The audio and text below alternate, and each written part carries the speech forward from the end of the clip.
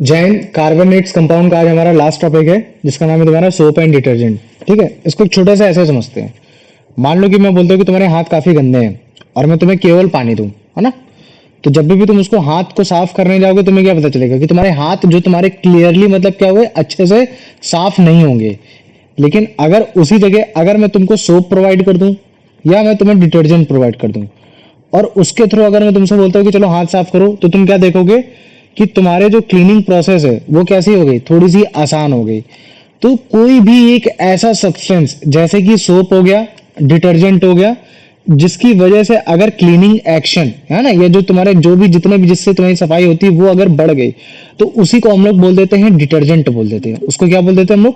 Detergent बोल देते हैं। तो ये जो डिटर्जेंट होते हैं वो दो टाइप के होते हैं। एक होता है सोपी और एक होता है नॉन सोपी। सोपी मतलब वो होता है जो तुम्हारे बार के शेप में होता है, जिसमें मतलब जो मॉलिक्यूल होते हैं काफी टफ और एकदम सॉलिड सा सब्सटेंस बना लेते हैं। जैसे तुम्हारे घर में जैसे मान लो कि तुम्हारे डव की साबुन होगी, है ना, या फिर लक्स की साबुन होगी, ये होगी। और जो दूसरा होता है उसको हम लोग बोलते हैं नॉन सोपी। इसको डिटर्जेंट भी बोला जाता है। इसको डिटर्जेंट क्यों बोला जाता है? क्योंकि इसी वजह से बोला जाता है क्योंकि केमिकली फॉर्म होता है। तो हम लोग नॉन सोपी को हम लोग सिंथेटिक डिटर्जेंट भी बोल सकते हैं। लेकिन कभी भी अगर मैं बोल दूं कि सिंथेटिक डिटर्जेंट और तुम्हारा मतलब क्या कहते हैं कि सोप में क्या अंतर है, तो तुम देख के तुरंत बता देते हो कि भैया जो सोपी होता है वो बार के शेप में होता है, मतलब कि रेक्टेंगल ट्राइंगल इसके शेप में होता है। लेकिन जो सिंथेटिक डिटर्जेंट होता है जो कि नॉन सोपी होता है वो कैसा होता है? वो आपका मॉलिक्यूल के फॉर्म में या फिर क्रिस्टल के फॉर्म में पाया जाता है। तो इस तरीके से हम लोग डिटर्जेंट को दो कैटेगरी में डालते हैं। ठीक है, डिटर्जेंट एक ऐसा सब्सटेंस होता है जो साफ करता है। सोपी वो होता है जो नेचुरल हम लोग घर पे जो सफाई के लिए जो साबुन का इस्तेमाल करते हैं। और नॉन सोपी बेसिकली कुछ नहीं, वो एक तरीके का सिंथेटिक डिटर्जेंट ही होता है। तो जब मैं केवल डिटर्जेंट की बात करूंगा तो उसमें मैं सोप और नॉन सोपी दोनों को इंक्लूड करूंगा। लेकिन जब मैं केवल और केवल नॉन सोपी की बात कर रहा हूँ तब मैं टोटल नाम तुम्हारा एक सिंथेटिक डिटर्जेंट का नाम लूंगा। ठीक है, फिर हमारे दिन में जो भी काम में आता है, जैसे मान लो कि मुझे कपड़े साफ करना है, हार्ड वाटर की, सॉफ्ट वाटर की, हाथ साफ करना है कि हाथ में कोई दिक्कत हो या ना हो, कि मेरे को हाथ कैसे साफ करना है, तो उसके लिए मुझे सोप का इस्तेमाल करना पड़ता है, सिंथेटिक डिटर्जेंट का इस्तेमाल करना होता है।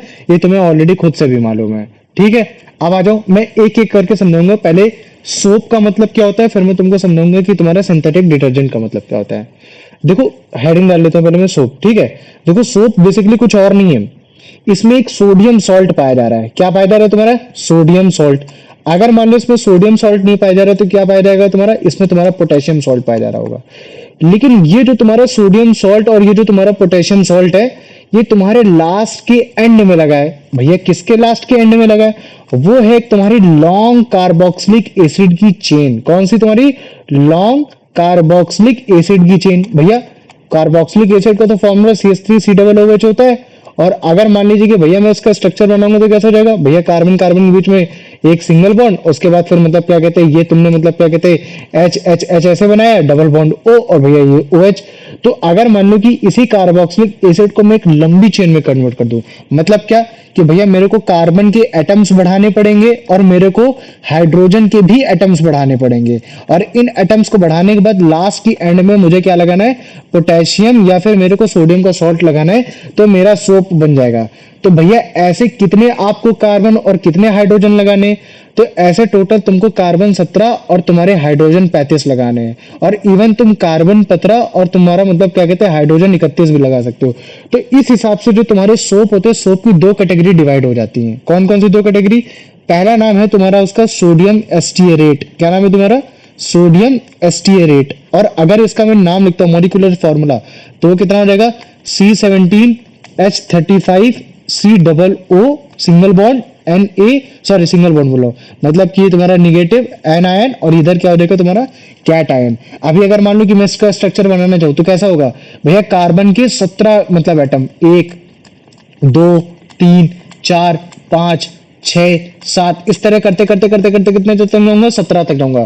फिर ऐसे करके मतलब क्या कहते हैं हाइड्रोजन के मॉलिक्यूल को पूरा करूंगा, तो ये hydrogen hydrogen hydrogen hydrogen hydrogen इस तरीके से पूरा करते चला जाऊंगा। तो अगर मैं लिटरली अगर जैसे मान लो कि इसका मैं डायग्राम बनाना चाहूँ तो लास्ट के एंड में क्या आएगा? इधर साइड तुम्हारा लगेगा डबल बॉन्ड ओ, इधर जाएगा तुम्हारा एक ओ निगेटिव और इधर साइड क्या जाएगा एक Na पॉजिटिव, ऐसा है। और अगर मैं इसको और सिंप्लीफाइड वे में डायग्राम बनाना चाहूँ तो ये तुम्हारा कुछ मतलब क्या कहते हैं, कुछ इसको इस तरीके से स्ट्रक्चर ऐसे करके दिखा दोगे और लास्ट में ऐसे करके डबल बॉन्ड ओ के साथ दिखा दोगे, इधर साइड तुम सिंगल बॉन्ड ओ निगेटिव और Na पॉजिटिव। और इसको अगर और सिंप्लीफाइड वे में अगर तुमको मैं दिखा दूं तो ये कुछ इसको इस वाले स्ट्रक्चर को तुम ऐसा करके गोल की तरीके से दिखा सकते हो। तो ये तुमको कहीं ना कहीं एक टैडपोल या फिर जैसे मान लो कि एक स्पर्म सेल जैसा तुमको दिखाई देगा ये। तो ये तुम्हारा एक स्ट्रक्चर होता है उसका, सॉल्ट के मॉलिक्यूलर स्ट्रक्चर का होता है, लेकिन तुम उसको बाद में समझो।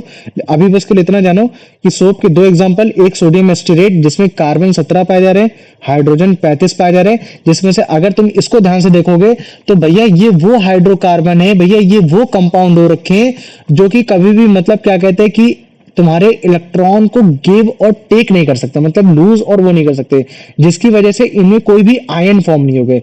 तो मैं इस पार्ट को क्या बोल सकता हूँ, इस पार्ट को मैं बोल सकता हूँ ये जो है ना, इस पार्ट को क्या बोलूंगा, क्या भैया ये तुम्हारे नॉन आयोनिक हो रखे हैं, मतलब कि ये आयन के फॉर्म में नहीं है। और ये किस फॉर्म में हो रखे हैं, ये तुम्हारे आयोनिक फॉर्म में हो रखे हैं। तो जो भी तुम्हारे सॉप का मॉलिक्यूलर स्ट्रक्चर होता है, मॉलिक्यूलर फॉर्मूला होता है, उसमें तुम्हारा एक आयोनिक पार्ट पाया जाता है ना, जिसमें ONA हो गया, और तुम्हारा एक नॉन आयोनिक पार्ट पाया जाएगा जो कि मतलब क्या कहते हैं कि कार्बोक्सिलिक एसिड की एक तुम्हारी चेन होती है। तो जैसे तुम्हारा ये सोडियम एस्टेरेट का एक तुम्हारा नाम था, वैसे एक तुम्हारा एक सोडियम पाल्माइट होता है। क्या होता है तुम्हारा, सोडियम पाल्माइट। अब ये जो सोडियम पाल्माइट है, ये पाल्मिटेट बोलते हैं इसको कुछ लोग, सोडियम पाल्मिटेट, इसमें जो तुम्हारे कार्बन होते हैं वो तुम्हारे 15 होते हैं, हाइड्रोजन जो होते हैं वो तुम्हारे 31 होते हैं, और फिर वही सेम कार्बोक्सिलिक एसिड की एक चेन, और तुम्हारा मतलब क्या कहते हैं वो तुम्हारा एक आयोनिक फॉर्म में ये हो गया, है ना। तो ये जो तुम देख रहे हो ये तुम्हारी एक सैचुरेटेड फैटी एसिड की चेन हो रखी है ना। और ये जो लास्ट में जो तुम देखते हो, यहाँ Na भी लगा सकते हो और यहाँ तुम K भी लगा सकते हो, जो कि हमें बताता है कि हाँ देखो ये टोटल मिला के तुम्हारा क्या हो गया, सॉल्ट हो गया। लेकिन अगर इसकी जनरल प्रॉपर्टी की बात की जाती है कि भैया एसिड होता है कि बेसिक होता है, तो हमने कहीं ना कहीं एक तुम्हारा ईस्टर का पढ़ रखा था, ईस्टरिफिकेशन। तो ईस्टर कैसे बनता था तुम्हारा, दो तरीकों से बनता था भैया। हमें क्या करना है, एक अल्कोहल लेना है और हमें क्या लेना है, एक कार्बोक्सिलिक एसिड ले लेना है, ये चीज हो गया, ठीक है। तो कार्बोक्सिलिक एसिड में हम लोग देखते हैं कि भैया कार्बोक्सिलिक एसिड कैसा होता है, एक वीक एसिड होता है, और जो तुम्हारा मतलब क्या कहते हैं अल्कोहल होता है वो तो आपका न्यूट्रल होता है। तो इसमें आपका जो भी प्रोडक्ट बनता था वो आपका एक तरीके का वीक एसिड होता था, ठीक है, कोई बात नहीं, वीक एसिड हमने मान लिया।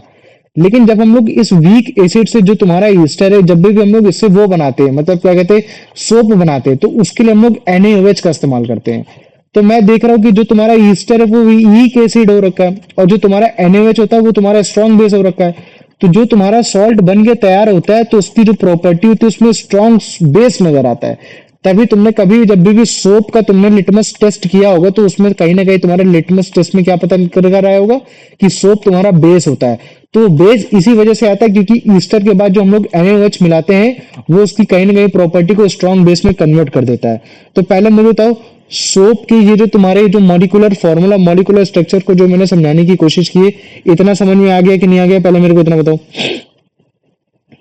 हाँ भैया। आ गया। देखो मैन्युफैक्चरिंग की भी बात कर लेते हैं। सोप किससे बनेगा भैया, ऑब्वियस सी बात है ईस्टर से बनेगा। और ईस्टर कहां से आएगा भैया, वो आपका ईस्टर या तो आप बनाओ, अगर आप सिंथेटिक ईस्टर बनाओगे तो भैया आपको अल्कोहल चाहिए और आपको कार्बोक्सिलिक एसिड चाहिए। लेकिन ईस्टर आपको नेचर के भी फॉर्म में मिल सकता है, और आपको ईस्टर नेचर के फॉर्म में कैसे मिल सकता है, या तो वो एनिमल का फैट हो जैसे कि आपका दूध वगैरह ये सब होता है, या फिर आप मान लो कि वेजिटेबल ऑयल हो। इन वेजिटेबल ऑयल और तुम्हारे एनिमल फैट में नेचुरली ही तुम्हारे ईस्टर पाया जाता है, और उसके साथ साथ तुम्हारा मतलब क्या कहते हैं अल्कोहल भी पाया जाता है। लेकिन वहां जो अल्कोहल पाया जाता है वो in the form of glycerol के रूप में पाया जाता है। किस रूप में पाया जाता है, ग्लिसरॉल के रूप में पाया जाता है ये। और जब भी हम लोग को तुम्हारा सोप बनाना होता है तो हमें कुछ नहीं करना होता है, हमें क्या करना होता है, ईस्टर को लेना होता है, तुम्हारा NaOH में मतलब क्या कहते हैं डालना होता है, और हमको उसको हीट करना होता है। और ये जो प्रोसेस होता है बेसिकली कुछ नहीं, एक तरीके का तुम्हारा हाइड्रोलिसिस प्रोसेस ही होता है। तो इस प्रोसेस में तुम्हारा क्या बनता है, तुम्हारा सोप बनके तैयार हो जाता है। और अगर तुम उस सोप को देखोगे तो बेसिकली हम लोग उसको क्या बोलते हैं भैया, sodium salt of fatty acid, sodium salt of fatty acid. और ये फैटी एसिड बेसिकली क्या होता है, वो कुछ नहीं होता है, वो क्या बोला जाता है उसको, long chain of carboxylic acid. क्या बोल रहे थे उसको, long chain of carboxylic acid. तो ये एक तरीका है तुम्हारा मतलब क्या कहते हैं सोप को बनाने का। लेकिन अगर मान लो कि ईस्टर तुमने उससे बना रखा है, मतलब कि एनिमल फैट से ले रखा है, वेजिटेबल फैट से ले रखा है, तो तुम्हारा ग्लिसरॉल भी निकलेगा, लेकिन वो बाद में ग्लिसरॉल क्या होगा, धीरे धीरे इवेपोरेट हो जाएगा, क्योंकि ये अल्कोहल ही होता है। तो तुम्हारा 78 डिग्री सेल्सियस इसका बॉइलिंग पॉइंट होता है। तो जब तुम्हारा सोप तैयार हो रहा था, तो ये ग्लिसरॉल कहीं ना कहीं धीरे धीरे धीरे धीरे क्या हो जाता है, इवेपोरेट हो जाता है। तो ये जो पूरी प्रोसेस मैंने तुमको बताई है, इसी को बोला जाता है saponification, making of soap with the help of Easter and the NaOH, ठीक है, जो कि क्या हो रखा है, एक स्ट्रॉन्ग बेस हो रखा है। तो ये होता है तुम्हारा वीक एसिड, ये होता है तुम्हारा स्ट्रॉन्ग बेस, और जब ये दोनों मिलेंगे तो ये जो तुम्हारा सोडियम सॉल्ट का एक जो फैटी एसिड बनकर तैयार हो रहा है, मतलब कि ये जो सॉलिड फॉर्म में जो सोडियम सॉल्ट का बनकर तैयार हो रहा है, उसकी जो प्रॉपर्टी निकल कर आएगी वो क्या आ जाएगी, वो तुम्हारी एक बेसिक प्रॉपर्टी निकल कर आ जाएगी, क्योंकि यहाँ जो डाला जा रहा है वो एक तरीके का स्ट्रॉन्ग बेस डाला जा रहा है। तो तुम कभी भी इसको बना सकते हो, ये है ना। लेकिन जब भी तुमने एक्सपेरिमेंट किया होगा तो तुमने देखा होगा कि भैया जब ये सोप बन जाता है तो उसके साथ साथ हम लोग NaCl भी डालते हैं। तो NaCl का इस्तेमाल कहाँ होता है, वो अभी NaCl का हम लोग बाद में बताएंगे, या है ना। तो अभी पहले मेरे को बताओ, इतना समझ में आ गया कि नहीं आ गया, इसमें किसी को कोई डाउट है? डाउट है किसी को? आ गया, चलो आ जाओ, पहले इसको देखो, फिर उसके बाद आगे भी समझाते हैं ना, थोड़ा थोड़ा समझाएंगे तो ठीक रहेगा। आ जाओ, ठीक। तो अगर हम लोग हाथ को सिंपली अगर केवल पानी के साथ साफ करेंगे तो हाथ क्लीन नहीं होने वाले, लेकिन अगर जैसे सोप डिटर्जेंट का इस्तेमाल करेंगे तो जो क्लीनिंग है हमारी आसान हो जाती है। तो कोई भी एक ऐसा सब्सटेंस जिसमें क्लीनिंग एक्शन है उसको हम लोग डिटर्जेंट बोलते हैं, है ना। या फिर कोई भी एक ऐसा सब्सटेंस जो कि तुम्हारे डर्ट को रिमूव कर सकता है, क्लीनिंग कर सकता है, उसको हम लोग डिटर्जेंट बोल देंगे। इस हिसाब से दो डिटर्जेंट होते हैं, एक सोपी और एक तुम्हारा नॉन सोपी हो गया। एवरीडे लैंग्वेज है, हम लोग सोपी डिटर्जेंट उसको बोलते हैं जो कि सोप होता है, और नॉन सोपी डिटर्जेंट वो होता है जो कि एक तरीके का सिंथेटिक डिटर्जेंट होता है, या फिर जो हम लोग सिंपल डिटर्जेंट बोल देते हैं वो हो जाता है ना। ये हो गया। तो जब भी मैं डिटर्जेंट बोलूंगा, हाँ, तो मैं वो एक तरीके से सिंथेटिक डिटर्जेंट की ही बात कर रहा हूँ, है ना। रियल सेंस में बेसिकली सोप को ही डिटर्जेंट बोला जाता है, लेकिन इसमें कंफ्यूज मत हो जाना, बात बराबर ही है। बस सोप मतलब सॉलिड फॉर्म में, और जो तुम्हारे डिटर्जेंट फॉर्म में मतलब कि तुम्हारे क्रिस्टल के रूप में पाया जा रहा है, ये है। तो वो तुम लोग अलग अलग, जैसे वॉशिंग क्लोथ के लिए तुम लोग डिटर्जेंट का इस्तेमाल करते हो, अपनी बॉडी को सैनिटेट करने के लिए सोप का इस्तेमाल करते हो, शेविंग सोप के लिए अपना सोप का इस्तेमाल करते हो, हेयर शैम्पू में थोड़ा बहुत डिटर्जेंट थोड़ा बहुत सोप दोनों डाल दिया जाता है। अपने कुकिंग यूटेंसिल्स को यूज करने के लिए मतलब क्या कहते हैं, इसका इस्तेमाल कर लेते हो, है ना। टेक्सटाइल मैन्युफैक्चरिंग में अपना मतलब क्या कहते हैं, अलग इस्तेमाल करते हो। तो ये सारे उसके काम हो गए, ठीक है। एक सेकंड रुकना, घर का कॉल आ रहा है यार, बहुत ज्यादा, ठीक है। तो ये हो गया। तो अभी देखो ये तुम्हारी प्रॉपर्टीज है ना, जैसे मान लो कि हैंड वॉश कैसे करना है। हाँ बोलो, ये जो भाई कुछ लिक्विड फॉर्म में भी होते हैं। हाँ लिक्विड डिटर्जेंट्स भी होते हैं, ये है ना। ये हो गया। तो जैसे लिक्विड फॉर्म में डिटर्जेंट वो हो सोप गया, में आती है, ये सोप की कैटेगरीज में आ जाएंगे। लिक्विड वो तुम्हारे उसमें ये देखा जाएगा कि मॉलिक्यूल क्या पाया जा रहा है ना। बस इस चीज को याद रख लो, ठीक है, कि मॉलिक्यूल किस रूप में पाया जा रहा है, उसमें कौन से कार्बोक्सिलिक एसिड की चेन है, या बेंजीन की चेन हो रखी है, या फिर तुम्हारे बेंजीन उसमें पाया जा रहा है। तो उसके हिसाब से तुम्हें पता चलेगा। अगर तुमसे कोई भी पूछे कि ये सोप है कि तुम्हारा डिटर्जेंट है, तो तुम उससे पूछना कि इसमें मॉलिक्यूल कौन सा पाया जा रहा है, इसमें long chain of carboxylic acid पाया जा रहा है, या फिर इसमें तुम्हारा बेंजीन के साथ तुम्हारा ये सल्फेटिक आयंस पाया जा रहा है वो। तो अभी डिटर्जेंट के बारे में जैसे आगे जानोगे तो तुम्हें और अच्छे से समझ में आ जाएगा, ठीक है। तो बेसिकली सोप तुम्हारा कुछ नहीं है, उसमें एक सोडियम सॉल्ट है, और वो सोडियम सॉल्ट नहीं तो पोटेशियम सॉल्ट है, और वो सोडियम और पोटेशियम सॉल्ट तुम्हारी एक लंबी सी एक long carboxylic fatty acid chain में पाया जा रहा है। और ये फैटी एसिड जैसे ही लगा तो तुम समझ जाना कि लगभग लगभग कहीं ना कहीं वो चीज तुम्हारी किस में कन्वर्ट हो रही होगी, तुम्हारे सॉलिड सब्सटेंस में कन्वर्ट हो रही होगी, है ना। तो ये जो लंबी सी कार्बोक्सिलिक एसिड चैन में, कार्बोक्सिलिक एसिड की चैन में जो सोडियम सॉल्ट पाया जा रहा है, उसके पास एक क्लीनिंग प्रॉपर्टी है जिसको हम लोग सोप बोल दे रहे हैं, ठीक है। जिसमें अगर तुम ध्यान से देखोगे, अगर इस स्ट्रक्चर को तुम ध्यान से देखोगे, तो इसमें ये वाला जो स्ट्रक्चर हो रखा है ना, जिसमें कार्बन और हाइड्रोजन की चेन बन रखी है, कार्बन हाइड्रोजन की जो चेन बन रखी है ना, इसमें तुम्हारे इलेक्ट्रॉन शेयर हुए हैं। तो मतलब कि इनमें आयन तो फॉर्म हो ही नहीं सकता। इसी वजह से क्या बोल रहे थे कि सोप में एक सबसे बड़ी नॉन आयोनिक हाइड्रोकार्बन ग्रुप जुड़ा हुआ है, जो कि क्या है तुम्हारा C17H35 ये हो रखा है। और एक तुम्हारा एक आयोनिक ग्रुप जुड़ा हुआ जो कि क्या है तुम्हारा COO, तुम्हारा मतलब क्या कहते हैं एनायन, और तुम्हारा Na पॉजिटिव जो कि क्या है तुम्हारा कैट आयन है, ये है ना। ये तुम्हारा बना रखा है COO तुम्हारा माइनस का साइन, और तुम्हारा Na पॉजिटिव। तो ये आयोनिक बॉन्ड हो रखा है। तो मतलब इसमें एक आयोनिक बॉन्ड और कोवेलेंट बॉन्ड दोनों ही पाए जा रहे हैं। तो इस हिसाब से अगर सोप की कैटेगरी डिवाइड की जाती है तो दो टाइप की होती है, सोडियम स्टीयरेट और तुम्हारा सोडियम पाल्मिटेट, है ना, ये हो गया। तो सोडियम स्टीयरेट का जो फॉर्मूला होता है वो कितना होता है, C17H35 C O O Na+, है ना। इसमें भी क्या देख पा रहे हो, C17H35 COOH, लेकिन एक H को हटा के यहाँ लगा दिया गया है, वरना पहले कितना होता था, C17H34 COOH, है ना, फिर इस तरह से बनाया जाता है। लेकिन अगर ये होता तो फिर तुम्हारा मतलब क्या कहते हैं, ये आयोनिक ग्रुप ऐड ना होता। तो इसी वजह से H को इधर एक जाके एक अल्काइल ग्रुप बनाने की कोशिश की गई है ना।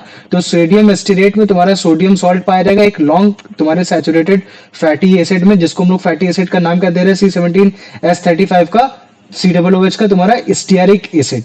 तो ये स्टेरिक एसिड का फॉर्मूला है C17H35 COOH, है ना। जिसको अगर तुम ध्यान से देखोगे तो C17 मल्टीप्लाइड टू 34 होता है, और अगर दो ऐड कर देते तो भैया ये आपका एल्केन हो जाता। लेकिन यहाँ तो +1 है, तो इसका मतलब है कि एक तरीके का एल्काइल ग्रुप हो रखा है। तभी देखो क्या बोला जा रहा है कि सोडियम एस्टिरेट्स ऑफ एक तरीके का लॉन्ग एल्काइल ग्रुप है, जिसमें तुम्हारा मतलब क्या कहते हैं, एक आयोनिक तुम्हारा कार्बोक्सिलेट ग्रुप जुड़ रखा है, जो कि क्या है, COO- और Na+। ये तो ये जो तुमने डायग्राम देखा, इसको शॉर्टकट में ऐसे भी दिखा सकते हैं कि यहाँ देखो लॉन्ग कार्बोक्सिलिक, मतलब क्या कहते हैं कि एक लॉन्ग फैटी एसिड तुम्हारे हाइड्रोकार्बन की चेन है, जिसमें लास्ट में तुम्हारा एक आयोनिक कार्बोक्सिलेट ग्रुप जो कि COO- Na+, ये करके तुम्हारा आराम से जुड़ा बैठा हुआ है। ठीक है, ऐसे तुम्हारा दूसरा सोडियम पाल्मिटेट हो रखा है। ठीक है, तो ये कैसा हो रखा है कि इसमें भी एक सोडियम सॉल्ट है, लेकिन ये तुम्हारे पाल्मिटिक एसिड के साथ जुड़ रखा है, जिसका फॉर्मूला क्या है तुम्हारा, C15H31COOH, है ना। ये भी तुम्हारे एक अल्काइल ग्रुप से जुड़ रखा है, क्योंकि अगर 15 टू से कितना करोगे, 30 + 2, तब जाके तुम्हारा एल्केन बनता है।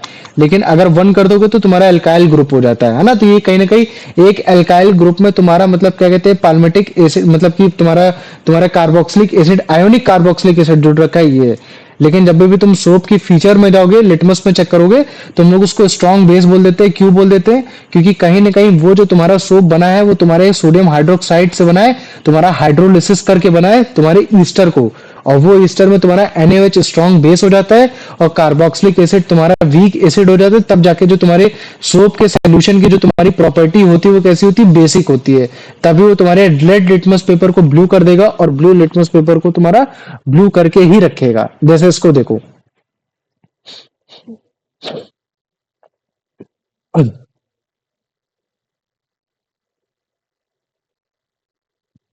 ना, दिख रहा है, रेड को उसने ब्लू कर दिया और तुम्हारे ब्लू को ब्लू ही रखा। ये तो उसकी जनरल प्रॉपर्टी हो रखी है। आ जाओ अब, अमन बेटा इसका आंसर बता दो।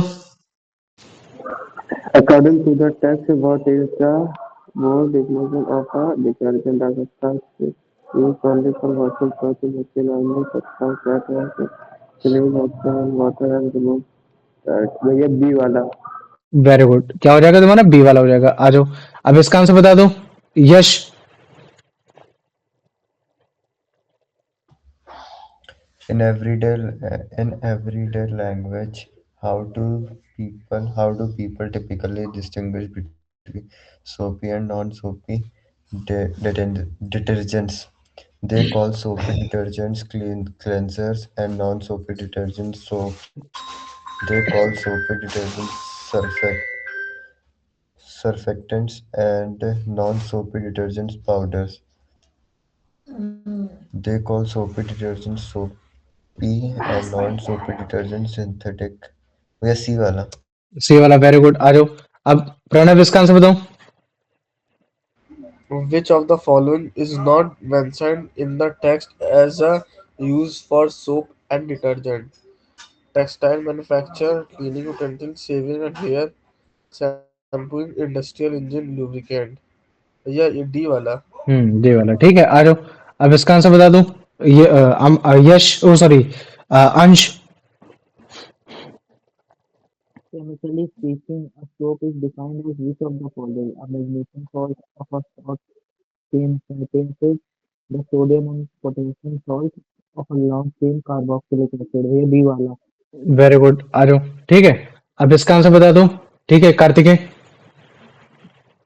Which two distinct groups make up the structure of soap molecule? A large non-ionic hydrocarbon group and an ionic carboxylate group, a short alkyl chain and a non-ionic ionic alcohol group, two different ionic group attached to a nitrogen atom, a sodium ion and a potassium ion bonded together. भैया ए वाला. ए वाला. Very good, आ जाओ. ठीक है, good. ठीक. या इसका क्वेश्चन नहीं समझ रहा है, क्वेश्चन कहना चाह रहा है। क्वेश्चन ये बोल रहा है कि जो तुम्हारे सोप का मॉलिक्यूल होता है उसमें दो स्ट्रक्चर पाए जाते हैं. वो दो स्ट्रक्चर क्या होते हैं? अगर मान लो कि तुम्हारा मैं फॉर्मूला लिख देता हूँ, उसका कितना आता है तुम्हारा C17H35, तुम्हारा COO निगेटिव Na. तो अगर तुम इसको ध्यान से देखोगे तो ये तुम्हारे क्या है? ये तुम्हारे हाइड्रोकार्बन है ना. और हाइड्रोकार्बन तुम्हारे किससे बनते हैं? तुम्हारे हमेशा इलेक्ट्रॉन को शेयर करके बनते हैं. इलेक्ट्रॉन को शेयर करना मतलब क्या होता है कि तुम्हारे उनमें कहीं भी आयंस नहीं बनना है ना. क्योंकि इलेक्ट्रॉन जब तुम्हारे शेयर होते हैं तो कभी भी आयन का फॉर्मेशन नहीं होता. ना तो तुम्हारा कैटायन बनेगा ना तो एनायन बनेगा. तो मतलब कि इतना पार्ट क्या हो जाएगा कि भाई ये तो नॉन आयोनिक हो गया. तो हाइड्रोकार्बन जो ग्रुप है वो तुम्हारा उसमें सबसे बड़ा पार्ट किस चीज का हो? तुम्हारा नॉन आयोनिक का हो रखा है. और जो तुम्हारा लास्ट में जो मतलब क्या कहते हैं COO निगेटिव और तुम्हारा ये Na पॉजिटिव, जो कि हमें ये बता रहा है कि भाई एक ऐसा मॉलिक्यूल हो रखा है जिसमें तुम्हारा आयोनिक भी पाया जा रहा है और नॉन आयोनिक भी पाया जा रहा है. तो यही तुम्हारा मतलब क्या कहते हैं, सोप की स्ट्रक्चर को दो डिस्टिंक्ट ग्रुप जुड़ रखे हैं, एक आयोनिक वाला और एक नॉन आयोनिक वाला. कभी भी पूछे आयोनिक तुम्हारा कौन सा हो रखा है तो तुम बोलोगे भैया उसमें ionic carboxylate group COO negative Na positive हो रखा है. और नॉन आयोनिक कौन सा हो रखा है भैया? आपका C17H35 वाला हो रखा है. अभी इसको बाद में भी बताएंगे, इसको दिक्कत मत दो अगर समझ में नहीं आया. अभी आ गया? आ गया? हाँ भैया। चलो आ जाओ. अब इसका आंसर बता दो. मतलब क्या कहते हैं इयान, कि जो तुम्हारा सोडियम स्टीयरेट है जो कि एक कॉमन टाइप का सोप होता है, वो तुम्हारे किस specific long chain saturated fatty acid से मिलकर बना होता है? Palmitic acid, acetic acid, stearic acid और सिट्रिक एसिड. Citric acid. अच्छा ठीक है, तुम बताओ जरा. यश.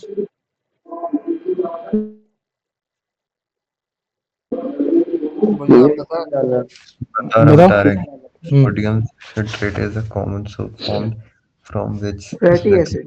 saturated. Palmitic acid, acetic acid, citric acid. या citric acid. Stearic acid. गधे, जब पहले ही बोल दिया उसने कि जो तुम्हारा सोडियम स्टीयरेट जो कॉमन टाइप का सोप है वो तुम्हारे कौन सी long chain of saturated fatty acid. देखो मैं बता रहा हूँ, सिंपल सी बात जान लो. अगर मैं ये लिख देता हूँ ना तुम्हारा C17H35, सॉरी H31, तो इसको हम लोग बोलते हैं पाल्मिटिक एसिड. इसको क्या बोल देते हैं? पाल्मिटिक एसिड, है ना. या फिर क्या बोल देंगे? सिंपल पाल्मिटिक एसिड या पाल्मिटेट एसिड बोल सकते हो. लेकिन अगर मान लो मैंने ये लिख दिया C17 तुम्हारा H37, तो इसको हम लोग क्या बोलते हैं? इसको हम लोग बोल देते हैं स्टीयरिक एसिड बोल सकते हो, ये है ना.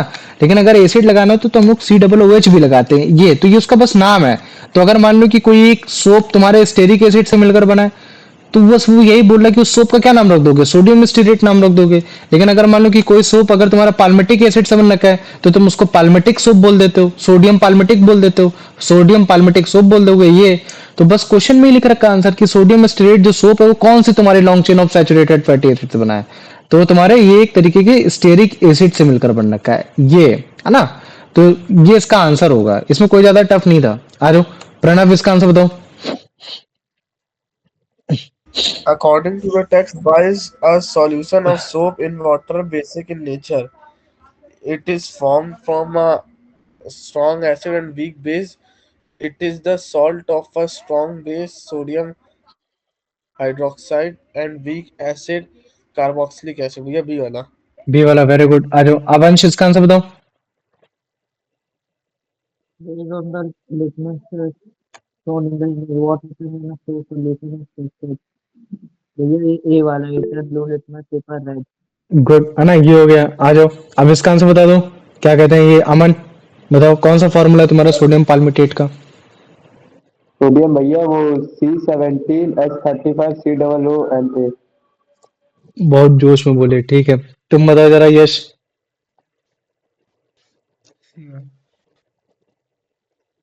एक सेकंड बता रहा हूँ. अरे इसका ये बी वाला कौन सा? सी वाला सी वाला. C31 COO Na.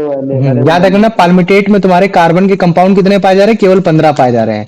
और तुम्हारे स्टीरेट में कितने पाए जाएंगे? तुम्हारे कार्बन के 17 पाए जाएंगे. बाकी तुम एल्काइल ग्रुप तो बनाए लोगे. कैसे भैया? 2 को मल्टीप्लाई करेंगे तो 30 हो जाएगा. लेकिन एल्काइल ग्रुप बनाने के लिए हमको एक हाइड्रोजन और करना पड़ता है, तो मतलब कि C15H31 आपका कौन सा होगा, पाल्मिटेट वाला होगा। और आपका जो अगर मेरे को स्टेरेट बनाना होगा उसमें C17 मल्टीप्लाइड बाय 2 किया तो आपका 34 प्लस 1 35, तो मतलब कि H35 ये आपका स्टीयरेट वाला हो गया है ना।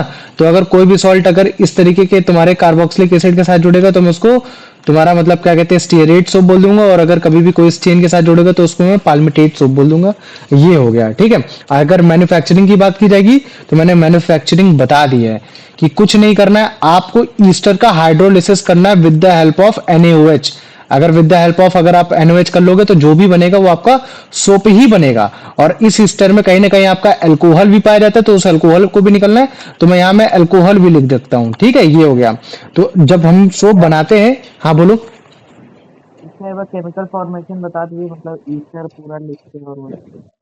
कुछ नहीं, देखो अभी समझाते हैं, कोई दिक्कत नहीं। देखो ईस्टर किससे बनता है, अल्कोहल से बनता है और तुम्हारा उससे बनता है। याद आ रहा है कि नहीं याद आ रहा है ना। अल्कोहल से बनता है और तुम्हारा कार्बोक्सिलिक एसिड से बनता है।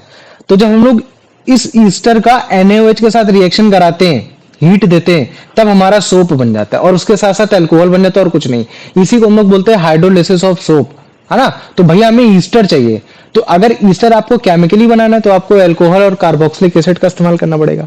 अगर मान लो कि आपको नेचर से जानना है, नेचर से लेना है, तो सोप को हम लोग एनिमल फैट और वेजिटेबल ऑयल से बनाते हैं। क्यों बनाते हैं, क्योंकि इन फैट और इन वेजिटेबल ऑयल में तुम्हारा नेचुरल ही ईस्टर पाया जाता है, जिसमें एक लंबी सी कार्बोक्सिलिक एसिड की चेन होती है, उसमें एक अल्कोहल पाया जाता है जिसको हम लोग गैसोलोरो बोल देते हैं। मतलब कि ईस्टर हमको बड़े आराम से ऑयल और फैट से मिल सकता है। और अगर मैं इसी ऑयल और फैट को अगर हीट कर देता हूं भैया सोडियम हाइड्रोक्साइड के सोल्यूशन से NaOH के साथ, तो मतलब कि बड़े आराम से क्या होगा कि मेरे को सोप मिल जाएगा और जो अल्कोहल है वो मिल जाएगा ग्लिसरॉल के रूप में, है ना। ये हो गया। तो ये ग्लिसरॉल अगर ज्यादा हीट करोगे तो ग्लिसरॉल उड़ जाएगा, बचेगा क्या, केवल सोप सोप बचेगा। ये हो गया। तो बेसिकली यहाँ क्या हो रहा है कि वो जो तुम्हारा सोडियम का जो सॉल्ट था वो तुम्हारी उसकी हायर रिएक्टिविटी होने की वजह से तुम्हारे क्या किया, डबल डिस्प्लेसमेंट रिएक्शन हुआ और उसने उस चीज को हटा दिया। यही हुआ और कुछ नहीं हुआ। तो सोप को हमने क्या किया, ये ईस्टर जो हमने सोप बनाया ईस्टर की हेल्प से बनाया। ईस्टर कहां से मिला हमें, फैट और ऑयल से मिला, है ना। तुम्हारे कोकोनट ऑयल और इन सब चीजों से मिला। उसमें हमने डाला एक एल्कली, एल्कली मतलब कि एक बेस डाला। वो कौन सा base, strong base sodium hydroxide. इसको हमने क्या किया, हीट किया। हीट किया तो हमारा सोप बन गया। लेकिन हमें मालूम है कि भैया ईस्टर में आपका अल्कोहल भी होता है, तो अल्कोहल क्या करेगा, वो तुम्हारा ग्लिसरॉल के रूप में यहाँ बाहर निकल जाएगा, क्योंकि यहाँ ग्लिसरॉल तुम्हारा अल्कोहल किस रूप में पाया जा रहा है, एनिमल फैट और वेजिटेबल ऑयल में पाया जा रहा है। ये है ना। तो ये तुम्हारा बड़े आराम से तुम्हारा क्या बचेगा, फिर तुम्हारा केवल सोडियम सॉल्ट सॉल्ट ये चीज बचेगा और कुछ नहीं है। तो इसी पूरे प्रोसेस को हम लोग क्या बोल देते हैं, सोप बनाना बोल देते हैं with the help of hydrolysis. तो जब भी हम लोग फैट और ऑयल का हाइड्रोलिसिस करते हैं, मतलब कि with the help of NaOH, तो इसी पूरे प्रोसेस को बोला जाता है तुम्हारा सैपोनिफिकेशन, या फिर क्या बोलोगे कि फैट और ऑयल का स्प्लिट होना और उसका सोप बनना तुम्हारा सैपोनिफिकेशन। तो ये तुम्हारा सैपोनिफिकेशन का ही आंसर हो रखा था और कुछ नहीं था। और कभी भी अगर तुम्हें ईस्टर चाहिए, ये सब कुछ चाहिए, तो तुम वेजिटेबल ऑयल जैसे castor oil, coconut soyabean oil, soyabean oil, linseed oil, इन सब से ले सकते हो। या फिर तुम्हारा एनिमल फैट जैसे गाय के दूध हो गए, ये सब दूध हो गए, इन सब चीजों से भी ले सकते हो। अगर कभी भी प्रिपरेशन करनी है तो तुम्हें 3 चीज चाहिए भैया, ऑयल चाहिए, एनिमल फैट या फिर कोई ऑयल, क्योंकि हमें ईस्टर चाहिए, सोडियम हाइड्रोक्साइड सोल्यूशन चाहिए जिसको दूसरे नाम से कॉस्टिक सोडा बोल देते हैं, और तुम्हारा कॉमन सॉल्ट चाहिए। तो कॉमन सॉल्ट की जरूरत क्या होती है वो अभी हम बाद में बताएंगे, ठीक है। आ जाओ, तो पहले इसका प्रोसीजर देख लो। क्या करना है, कुछ नहीं करना भैया, थोड़ा सा ऑयल लेना है, बीकर में डालना है, फिर उसी में सोडियम हाइड्रोक्साइड का सोल्यूशन में डाल देना है थोड़ा सा, फिर उसको हीट करना है जब तक तुम्हारा एक सोप का पेस्ट न तैयार हो जाए। जैसे ही सेप पेस्ट तैयार हो जाएगा उसमें कॉमन सॉल्ट डालना है। देखो सॉल्ट इस वजह से डाला जाता है कि सॉल्ट क्या करता है कि इस सोप की जो सॉल्युबिलिटी होती है ना लिक्विड में, उसको कम कर देता है। तो सोप जो पूरी अच्छे तरीके से निकलना चाहिए फिर वो निकल जाता है। सोडियम सॉल्ट का यहाँ कोई भी मतलब कि ये जो तुम्हारा नमक का यहाँ जो काम है ना, कुछ और काम नहीं, बस केवल काम ये है कि पूरी तरीके से हम लोग सोप को निकाल सके कि जो तुम्हारा डिजोल्व फॉर्म में जो सोप पाया जा रहा है वो तुम्हारा अनडिजोल्व हो जाए। जैसे कि वैसा ही है। मान लो कि मैंने क्या कर रखा था कि अगर कभी भी आपके अल्कोहल में अगर कोई पानी मिला दे, तो अगर आपको अल्कोहल निकालनी, तो मैं क्या करता था, मैं बोलता था कि उसमें चीनी, उसमें नमक मिला दो खूब सारा। तो नमक मिला दोगे तो डेंसिटी वेरिएशन होने के कारण, इन सब के वेरिएशन होने के कारण तुम्हारा जो अल्कोहल है वो ऊपर आ जाएगा। ठीक ऐसे यहाँ भी केस हो रखा है। अगर आप सोडियम सॉल्ट मिला दोगे, सॉल्ट मिलाने की वजह से क्या होगा कि जो तुम्हारा सॉल्ट सोप है वो एग्जैक्टली बाहर निकल कर आ जाएगा। बस केवल काम इसका यही है, बाद में उस मिक्सचर को आप थोड़ी देर रख दो, फिर रखने के बाद आपको सोप सोप करके एकदम बड़े आराम से निकल कर आ जाएगा। जैसे इस वाले पूरे प्रोसेस में देखो, समझ जाओगे। ये NaOH है, ठीक है, जो तुम्हारा मतलब क्या कहते हैं, ये अभी देखो क्रिस्टल के फॉर्म में है। इसका सोल्यूशन बनाना है, तो पहले हमने इसमें डाला, फिर हमने इसके बाद इसको क्या डाला, इसमें पानी डाला, ये है। आ जाओ, ठीक है। इसको पानी डाल के पहले हम लोग उसको क्या करेंगे, इसका सोल्यूशन बनाएंगे, ठीक है, sodium hydroxide solution. Exothermic reaction होगी, याद रख लेना, मैंने पहले बताया, चाहे स्ट्रॉन्ग एसिड हो चाहे स्ट्रॉन्ग बेस हो, है ना, तुम्हारे एक्सट्रीम एक्सोथर्मिक रिएक्शन देते हैं ये। इस वजह से इसको मतलब केयरली थोड़ा हैंडल करना पड़ेगा, ये है ना। तो ये टेस्ट ट्यूब है, इसमें तुमको डालना है ईस्टर। ईस्टर कहाँ से मिल रहा है, कोई भी ऑयल ले सकते हो, या तुम नेचुरली बना सकते हो, या तो फिर तुम वो ले सकते हो। तो देखो नेचर से इन्होंने कोकोनट ऑयल से ले लिया, यहाँ से तुम्हारे ईस्टर लेने की कोशिश की, ठीक है। अब क्या करना है भैया, कुछ नहीं, इसका हाइड्रोलिसिस करना है। हाइड्रोलिसिस मतलब भैया इसको हीट करना है with the help of NaOH, ये हो गया। तो अब देखो हम इसको हीट करने वाले हैं, है ना, बाय द वे, है ना, ये हो गया। आ जाओ, ठीक है। तो पहले तुम्हारा इसको डालेंगे, फिर तुम्हारा ईस्टर डालेंगे, फिर उसको हीट करेंगे। तो धीरे धीरे धीरे धीरे क्या होने लगेगा, तुमको एक थिक लेयर दिखेगी, एक सोप की लेयर दिखेगी, है ना। उसको और अगर थिक करना चाहते हो तो उसको और क्या बेटर ऑप्शन है कि पूरा का पूरा सोप निकले। वो पूरा का पूरा सोप कैसे निकलेगा, जब आप उसमें NaCl डाल दोगे, क्योंकि NaCl कहीं ना कहीं उस चीज को फुली फुली अब्सॉर्ब नहीं होने देता, सोप को मतलब पानी में फुली अब्सॉर्ब नहीं होने देता। आप कभी भी देखना, आप घर में लेना एक मतलब क्या कहते हैं, बीकर लेना छोटा सा, उसमें नमक डाल देना खूब सारा, फिर सोप मिलाने की कोशिश करना, सोप नहीं मिलेगा उसमें, है ना। ये तो कुछ देर के लिए रुकोगे, तो ये देखो, ये जो तुम्हारी लेयर जम के निकल कर आई, ये तुम्हारी सोप है, जिसको हम क्या बोले कि फैटी एसिड हो रखा है। क्या हो रखा है, फैटी एसिड हो रखा। और इसी में कहीं ना कहीं तुम्हारा ग्लिसरॉल भी होगा। तो ग्लिसरॉल अगर जैसे मान लो कि इसको ज्यादा टेम्परेचर मिला होगा तो वो उड़ भी जाएगा, है ना। तो ये देखो, इसको डाला जा रहा है, पानी डाला जा रहा है कूल करने के लिए, कि और जल्दी कूल हो जाए। मान लो कि अगर NaOH का सोल्यूशन डाला होगा तो तुम्हारा ज्यादा से ज्यादा वो निकल कर आ जाए, तो फिर ये तुम्हारा क्या हो जाएगा, इसमें एकदम कंप्लीटली तुम्हारा वो बन के तैयार हो गया, है ना। ये सोप है तुम्हारा, कंप्लीटली बन के तैयार हो गया, ठीक है। इसमें से ग्लिसरॉल जहां तक उड़ चुका होगा, ये सॉलिडिफाइड करके, फिर अगर हमें चेक करना है कि भैया ये सोप है कि नहीं है, तो सोप का हमको फीचर मालूम है। भैया ये क्या करेगा, आपको मतलब क्या कहते हैं, लिटमस पेपर को चेंज कर देगा, है ना, रेड से ब्लू कर देगा, या फिर आपको सोपी नेचर देगा, मतलब कि एक आपको लेदर फॉर्म करके दिखाएगा। तो ये वाली मैंने वीडियो ऑलरेडी दिखा रखी है, अगर जो पहली वाली पिछली वाली क्लास में रहे होंगे, है ना। तो जब आप इसको रब करोगे तो आपको एक झाग देखने को मिलेगा। तो ये आप नेचुरली घर में बना सकते हो, लेकिन बड़े ही प्रिकॉशंस के साथ, क्योंकि अगर ज्यादा ऊपर नीचे हुआ तो फिर आपकी स्किन को इरिटेशन भी हो सकती है ना। ये हो गया, तो तुम देख सकते हो कि इसमें लेदर फॉर्म हो रहा है, it mean the procedure had done well, है ना। तो ये तुम्हारा एक प्रोसीजर है, how to make the soap. ये समझ में आ गया। अब इस सोप में अगर तुमसे कोई पूछे कि बताओ ये सोप कौन सा, सोडियम स्टेरेट है, ये सोडियम पाल्मिटेट है, तो तुम बोल देना कि मेरे को बस उसका वो बता दो कि उसमें तुम्हारा C17H35 हो रखा है, या तुम्हारा ये जो बाकी वाला था तुम्हारा, है ना, ये 31 वाला हो रखा है ना, C15 और तुम्हारा S31 वाला हो रखा है। ठीक, आ जाओ, अब इसका आंसर बता दो अंश।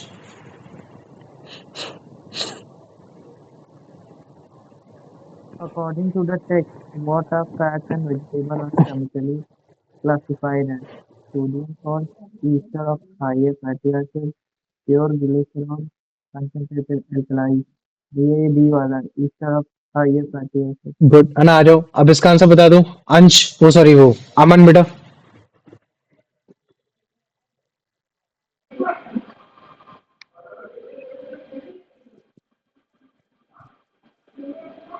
अमन,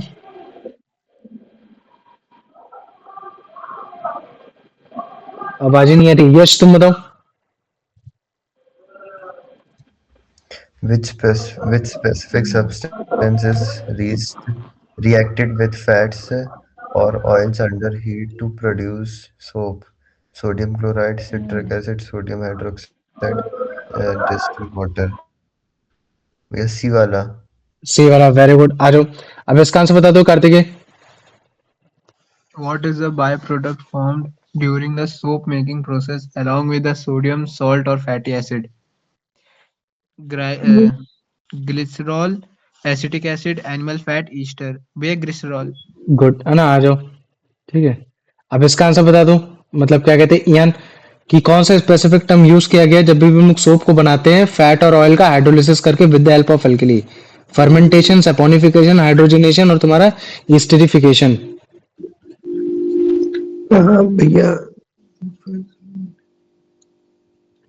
बीएस ए वाला नहीं, बी वाला। बी वाला ना, सैपोनिफिकेशन। वेरी गुड, आ जाओ। अब इसका आंसर बता दो Pranav. Which which of the following is not listed as a required raw material for preparing soap in the laboratory or at home? Vegetable oil, sodium hydroxide, caustic soda, sodium chloride, common salt, hydrochloric acid. Where D hydrochloric D acid. वाला है ना, hydrochloric acid भैया, H2SO4 HCl, ये आपका Easter बनाने में इस्तेमाल होता है, यहाँ नहीं बनाने में इस्तेमाल होता है। आ जाओ, अब इसका आंसर बता दो यश। To the laboratory procedure, what is the purpose of adding common salt sodium chloride to the mixture? To make the soap smell better, to change the color of the soup, to help the solid soap separate out, to speed up the heating process. Yes, C वाला। सी वाला है ना, ये हो गया। आ जाओ, अब इसका आंसर बता दो ये अंश। Which of these vegetable oil is specifically mentioned as suitable for making soap? Saffron, अरे कोई भी ऑयल हो sunflower सकता है, वैसे कैस्टर ऑयल होना चाहिए, ठीक है। लेकिन तुम इसका आंसर बताओ, बकवास क्वेश्चन है, इसका आंसर बताओ तुम। at what stage of the procedure can perfume be added to the soap? Before heating the oil, immediately after adding sodium hydroxide, before the soap gets into bar, only after the soap is cut into pieces. भैया इसका तो question ये बोला कि अगर मान लो कि आपको सोप को एक फ्लेवरनेस देना हो, मतलब परफ्यूम हाँ। और परफ्यूम डालना हो ना, हम्म। ऑयल तो होगा नहीं। नहीं नहीं, ये वाला होगा। नहीं, हीट करने से पहले नहीं, सोप को बन जाने दो। सोप को सॉलिडिफाइड ना हो पाए तब तक डाल दो, मतलब समझ गए, सोप बन गया, आप सोप को सॉलिडिफाइड करोगे तो उससे पहले पहले मतलब कि सॉलिड बार में कन्वर्ट हो पाए उससे पहले पहले मैं क्या कर दूं, उसका वो कर दूं, मतलब कि उसको तब मैं परफ्यूम डाल सकता हूँ। ये तो इस तरीके से हमारा हो पाएगा। अब देखो, सोप जो काम कर रहा है ना, जो उसका क्लीनिंग एक्शन है, अगर तुमको उसको समझना तो सबसे पहले समझो कि डर्टी क्लॉथ का मतलब क्या होता है। देखो, डर्टी क्लॉथ या डर्टी बॉडी तब बोला जाता है जब तुम्हारे पार्टिकल्स में कहीं ना कहीं तुम्हारे ऑयल या फिर जो तुम्हारा ग्रीस है वो उससे अटैच्ड हो रखा हो, जिसकी वजह से जो तुम्हारा डर्ट होता है वो तुम्हारे क्लोथ और स्किन से क्या रहता है, टच में रहता है, ठीक है। और जब हम कभी भी सोप का इस्तेमाल करते हैं कपड़े धोने के लिए, है ना, इन सब चीजों के लिए, तो यही जो तुम्हारे ऑयल और ये जो ग्रीस है ना, ये तुम्हारे वाटर के साथ क्या हो जाते हैं, सॉल्यूबल हो जाते हैं, और बाद में फिर जब पानी पानी बह जाता है तो फिर हमारा कपड़ा साफ हो जाता है। कुल मिला के मैं तुमको ये बताऊं ना, तो जो तुम्हारे जितना भी तुम्हारे डिटर्जेंट और तुम्हारे जितना भी मतलब सोप का जो भी काम होता है, उसका काम केवल ये होता है, अगर जनरली अगर तुम देखो, अगर मैं तुमसे बोलता हूँ कि चलो एक टेस्ट ट्यूब लो, टेस्ट ट्यूब में तुम ऑयल डालो, क्या डालो, तुम ऑयल डालो। जब तुम ऑयल डालोगे तो तुम देखोगे डेंसिटी वेरिएशन के कारण, इन सब के वेरिएशन के कारण तुम्हारा ऑयल ऊपर फ्लोट करेगा, पानी पानी नीचे फ्लोट करेगा। लेकिन अगर मान लो कि उसी ऑयल के साथ अगर तुम थोड़ा सा डिटर्जेंट भी डाल लेते हो, फिर उसको तुम तेज से हिलाओगे, तो तुमको पता चलेगा कि भाई जो तुम्हारा मतलब क्या कहते हैं ऑयल है वो पानी के साथ मिल गया, पानी के साथ मिल गया। तो इसका मतलब क्या है कि अगर भैया मैं ऑयल और ग्रीस जो मेरे कपड़े के साथ चिपका हुआ है, अगर मैं उसी को अगर पानी के साथ मिला दूं और बाद में पानी पानी हटा दूं, तो फिर मेरा कपड़ा साफ हो जाएगा। तो पूरे डिटर्जेंट का काम यही होता है कि ऑयल और ग्रीस को पानी में मेरे को मिलाना है, क्योंकि इनकी जो प्रॉपर्टी होती है वो मिलने वाली नहीं होती है। तो मिलाता फिर कौन है, वो डिटर्जेंट और सोप मिलाता है। तो फिर ये कैसे होता है, उसके लिए तुमको सोप के मॉलिक्यूल का स्ट्रक्चर समझना पड़ेगा। तो भैया आपने अभी हमको, हाँ बोलो। ये ब्लीचिंग पाउडर भी तो हो सकता है ना एक तरह से डिटर्जेंट। ब्लीचिंग पाउडर तुम्हारे कलर को वो करता है ज्यादा, क्लीनिंग एक्शन भी करता है लेकिन कलर को ज्यादा वो करता है, ठीक है, टारगेट करता है, ये उसके कंपाउंड को जाके ब्रेक करता है ये।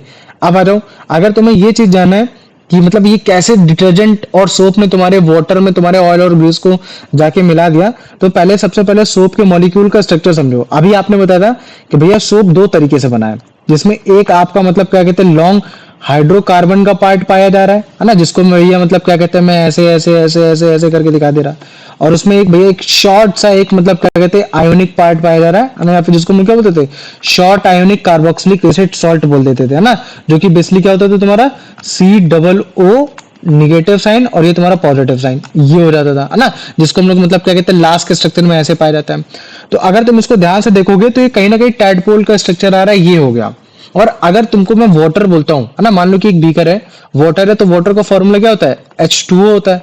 तो अगर तुम उसको ध्यान से देखोगे तो कहीं ना कहीं जो तुम्हारा वाटर होता है, तुम्हारा ये पोलर स्ट्रक्चर होता है, ये भी मतलब कि एक तरीके से आयोनिक फॉर्म बॉन्ड होता है। इसमें भी हम लोग को लगता है कोवेलेंट बॉन्ड हो रखा है, लेकिन कहीं ना कहीं इसमें भी थोड़ा बहुत मतलब क्या कहते हैं एक आयोनिक बॉन्ड और पोलर स्ट्रक्चर की वजह से ये जो तुम्हारा पार्ट है, ये तो हमें मालूम है कि नॉन आयोनिक बॉन्ड है। ये कौन सा है तुम्हारा, ये आयोनिक बॉन्ड नहीं हो रखा, नॉन आयोनिक बॉन्ड है। तो तुम मुझे बताओ, एक नॉन आयोनिक बॉन्ड एक आयोनिक बॉन्ड के साथ जाना क्यों पसंद करेगा, नहीं पसंद करेगा। तभी बोल रहे थे कि जो तुम्हारी लॉन्ग चेन होती है, ये तुम्हारे एक हाइड्रोफिलिक होती है, मतलब कि ये तुम्हारा हाइड्रोफोबिक, मतलब कि भाई तुम्हारा डरती है, पानी से डरती है, ये तुम्हारा पानी के साथ घुलना नहीं चाहती। ये क्या चाह रही है, पानी के साथ घुलना नहीं चाह रही है। लेकिन ये जो टैडपोल का लास्ट वाला स्ट्रक्चर है, जो कि तुम्हारा एक आयोनिक स्ट्रक्चर हो रखा है, ये तुम्हारा पानी के साथ घुलना चाहता है। तो इसको हम लोग बोलते हैं तुम्हारा मतलब क्या कहते हैं वाटर अट्रैक्टिंग, जिसको हम लोग बोलते हैं हाइड्रोफिलिक बोल देते हैं। क्या बोल देते हैं, हाइड्रोफिलिक। पहले मेरे को ये बताओ, एक ही मॉलिक्यूल में दो स्ट्रक्चर, एक हाइड्रोफोबिक और एक हाइड्रोफिलिक, इतना समझ में आ गया ना। फोबिया वर्ड निकल कर आया है डर से, तो अगर जब भी मैं फोबिया लगा देता हूं तो उसका मतलब है वो उस चीज के पास जाना नहीं चाह रहा है। तो अगर मैं हाइड्रो लिखता हूं तो मतलब वो पानी के पास नहीं जाना चाह रहा है। तो पानी के पास क्या नहीं जाना चाह रहा है, वही तुम्हारा इतना C17H35। लेकिन पानी के पास जाना कौन चाह रहा है, तो फिलिक लगाना पड़ेगा उसके लिए। तो हाइड्रोफिलिक क्या है तुम्हारा, वो बेसिकली COO निगेटिव और Na पॉजिटिव हो रखा है। तो ये इतना, तो एक आधा पार्ट हाइड्रोफिलिक है, आधा पार्ट तुम्हारा मतलब क्या कहता है हाइड्रोफोबिक है। लेकिन हाइड्रोफोबिक तुम्हारा सबसे ज्यादा वाला पार्ट है और हाइड्रोफिलिक वाला तुम्हारा कम पार्ट है। तो पहले मेरे को बताओ, इतना समझ में आ गया कि नहीं आ गया, हो गया। इतना आ गया। अब देखो ये जो तुम्हारा ये आयोनिक पार्ट है ना, हाइड्रोफिलिक पार्ट है ना, ये पानी के साथ जाना चाहता है। तो मान लो कि तुम्हारे एक बर्तन है, बर्तन में काफी गंदा पानी हो रखा है, मतलब कि कपड़े में ज्यादा गंदा हो रखा है, तो ये तो पानी के साथ चला जाएगा, ये क्या हो जाएगा, ये पानी के साथ चला जाएगा। लेकिन ये पानी के साथ नहीं जाएगा, तो ये फिर किसके साथ जाता है, ये तुम्हारे डर्ट के साथ डिसॉल्व हो जाता है। मैं सिंपल से दिखाता हूँ, जैसे मान लो कि तुम्हारे ये कोई कपड़ा था, है ना, ये क्या है तुम्हारा, ये कपड़ा है, ठीक है, ये तुम्हारा एक कपड़ा हो रखा है, ठीक, ये तुम्हारा एक कपड़ा हो रखा है, इस कपड़े में कहीं ना कहीं डर्ट है, इसको जूम करके मैं यहाँ दिखा देता हूँ, ये जूम है ना, ठीक है। तो अगर मेरे को बताना होगा कि हाँ देखो किस तरीके से तुम्हारा सोप के मॉलिक्यूल यहाँ आ रखे हैं, तो मैं दिखाऊंगा कि भैया इस डर्ट के साथ डिसॉल्व कौन सा होता है, भैया नॉन आयोनिक पार्ट वाला। तो नॉन आयोनिक पार्ट मैं ऐसे करके दिखाऊंगा। अब इसके अराउंड तो पानी भी है, कपड़ा गीला भी है, पानी भी है, तो पानी में कौन सा मिल रखा है तुम्हारा, ये मिल रखा है, ये। तो इसी तरीके से तुम देखोगे कि काफी सारे जो तुम्हारे मतलब क्या कहते हैं वाटर के मॉलिक्यूल हो रखे हैं, वो तुम्हारा कुछ इस तरीके से होंगे कि जिसमें मतलब क्या कहते हैं कि जो तुम्हारा डर्ट है, डर्ट में तुम्हारा मतलब क्या कहते हैं वो हो रखा होगा, मतलब कि डर्ट में तुम्हारा तुम्हारा मतलब क्या कहते हैं कि आयोनिक, तुम्हारा मतलब कि हाइड्रोफिलिक वाला पार्ट मिल रखा होगा, और पानी में तुम्हारा मतलब क्या कहते हैं आयोनिक पार्ट मिल रखा होगा, कुछ इस तरीके से, है ना। तो जब ये तुम्हारा डिसॉल्व हो जाता है, मतलब कि जब ये तुम्हारा बड़े आराम से हाइड्रोफिलिक के साथ डिसॉल्व हो जाता है, और जब कभी भी हम लोग झटके से करते, ये इस झटके से करते हैं, तो बाद में क्या करते हैं, यही चीज वहां से निकल जाती है, निकल के क्या हो जाती है, ये तुम्हारा उसमें मिल जाती है, पानी में मिल जाती है। और जैसे ही पानी मिलती है तो हमारा कपड़ा कपड़ा कपड़ा कैसा हो जाता है, साफ हो जाता है, क्योंकि ये डर्ट क्या करती है, इनके साथ चिपक जाती है ना, इनके साथ चिपक जाती है, ना कि कपड़े के साथ चिपकती है। तो जब कपड़े के साथ नहीं चिपकी, केवल पानी के साथ चिपकी हुई है, तो फिर अगर मान लो कि फिर अगर तुमने इसको झटके से हटाया तो पानी के साथ निकल आई, और जब पानी के साथ निकल आई तो फिर जब तुम पानी को हटा दोगे तो फिर कपड़ा कपड़ा साफ रह जाएगा। तो ये जो तुम स्ट्रक्चर देख रहे हो, इसी स्ट्रक्चर को बोला जाता है तुम्हारा मिसल्स बोला जाता है। क्या बोला जाता है इसको, मिसल्स बोला जाता है, फॉर्मेशन ऑफ मिसल्स। और जब तुम इसको और अच्छे से देखोगे तो कहीं ना कहीं इसको झाग भी बोल दिया जाता है हिंदी में। क्या बोल दिया जाता है इसको, लेदर, झाग, ये। तो पहले मेरे को बताओ इतना समझ में आ गया कि नहीं आ गया, ये इतना आ गया, हाँ ये भैया। आ गया। तो अब अच्छा देखा होगा तुमने कोलाइडल सोल्यूशन का नाम सुना, कोलाइडल सोल्यूशन क्या होता है, कोलाइडल सोल्यूशन वो सोल्यूशन होता है ना कि जिस सोल्यूशन में अगर तुम टॉर्च मानोगे तो टॉर्च से क्या होती है, लाइट स्कैटर हो जाती है। है ना, जिसमें टिंडल हाँ जिसमें पार्टिकल होते हैं, तो वही तो है। जैसे मान लो कि मैं बीकर लेता हूँ, बीकर में थोड़ी सी डर्ट डाल देता हूँ, ये तुम्हारा सोप डाल देता हूँ। जब तुम सोप डालते हो तो उसमें बेसिकली कुछ नहीं होता है, इसमें वही तुम्हारे मिसल्स के छोटे छोटे छोटे छोटे टुकड़े बन जाते हैं, छोटे छोटे टुकड़े बन जाते हैं, जो पानी में गंदगी होती है उसको इस तरह से अपने ऊपर डिसॉल्व कर लेते हैं। तो बाद में यही पार्टिकल्स में जब लाइट पड़ती है तो वही लाइट क्या हो जाती है, तुमको ऐसे ऐसे दिखेगी, अरे यार वो तो मतलब क्या कहते हैं, बिखर गए। तभी तभी हम लोग बोलते थे कि हाँ यार वो जो तुम्हारा सोल्यूशन था वो तुम्हारा एक कोलाइडल सोल्यूशन था। अदरवाइज अगर मैं तुमसे बोलता हूँ चलो डिस्टिल वाटर में डालो, डिस्टिल वाटर में इन सब में डालोगे तो अगर वहां तुम्हारे पार्टिकल नहीं बनेंगे तो फिर तुम्हारे कोई भी स्कैटरिंग ऑफ लाइट नहीं दिखेगी। तभी हम लोग बोलते हैं कि सोप सोल्यूशन में तुम्हारा कोलाइडल सोल्यूशन बनना, और उसके पीछे मेन कारण कौन सा तुम्हारा, इन मिसल्स का फॉर्म होना जो कि डर्ट को अपने उसमें डिसॉल्व करा ले रहा है। याद है, कपड़ा चाह रहा है कि भाई मैं मतलब गंदगी चाह रही है कि मैं कपड़े के साथ लगा रहा हूँ, गंदगी चाह रही है कि मैं कपड़े के साथ लगा रहा हूँ, लेकिन जैसा ही मतलब क्या कहते हैं ये तुम्हारा सोप आता है, सोप बोलता है कि भाई देख तू मेरे साथ आ जा, तो उसने बोला कि भाई इतनी हिम्मत नहीं कि तू मेरे को उठा सके, तो ऐसे खूब सारे आ जाएंगे, ऐसे क्या आ जाएंगे, खूब सारे आ जाएंगे।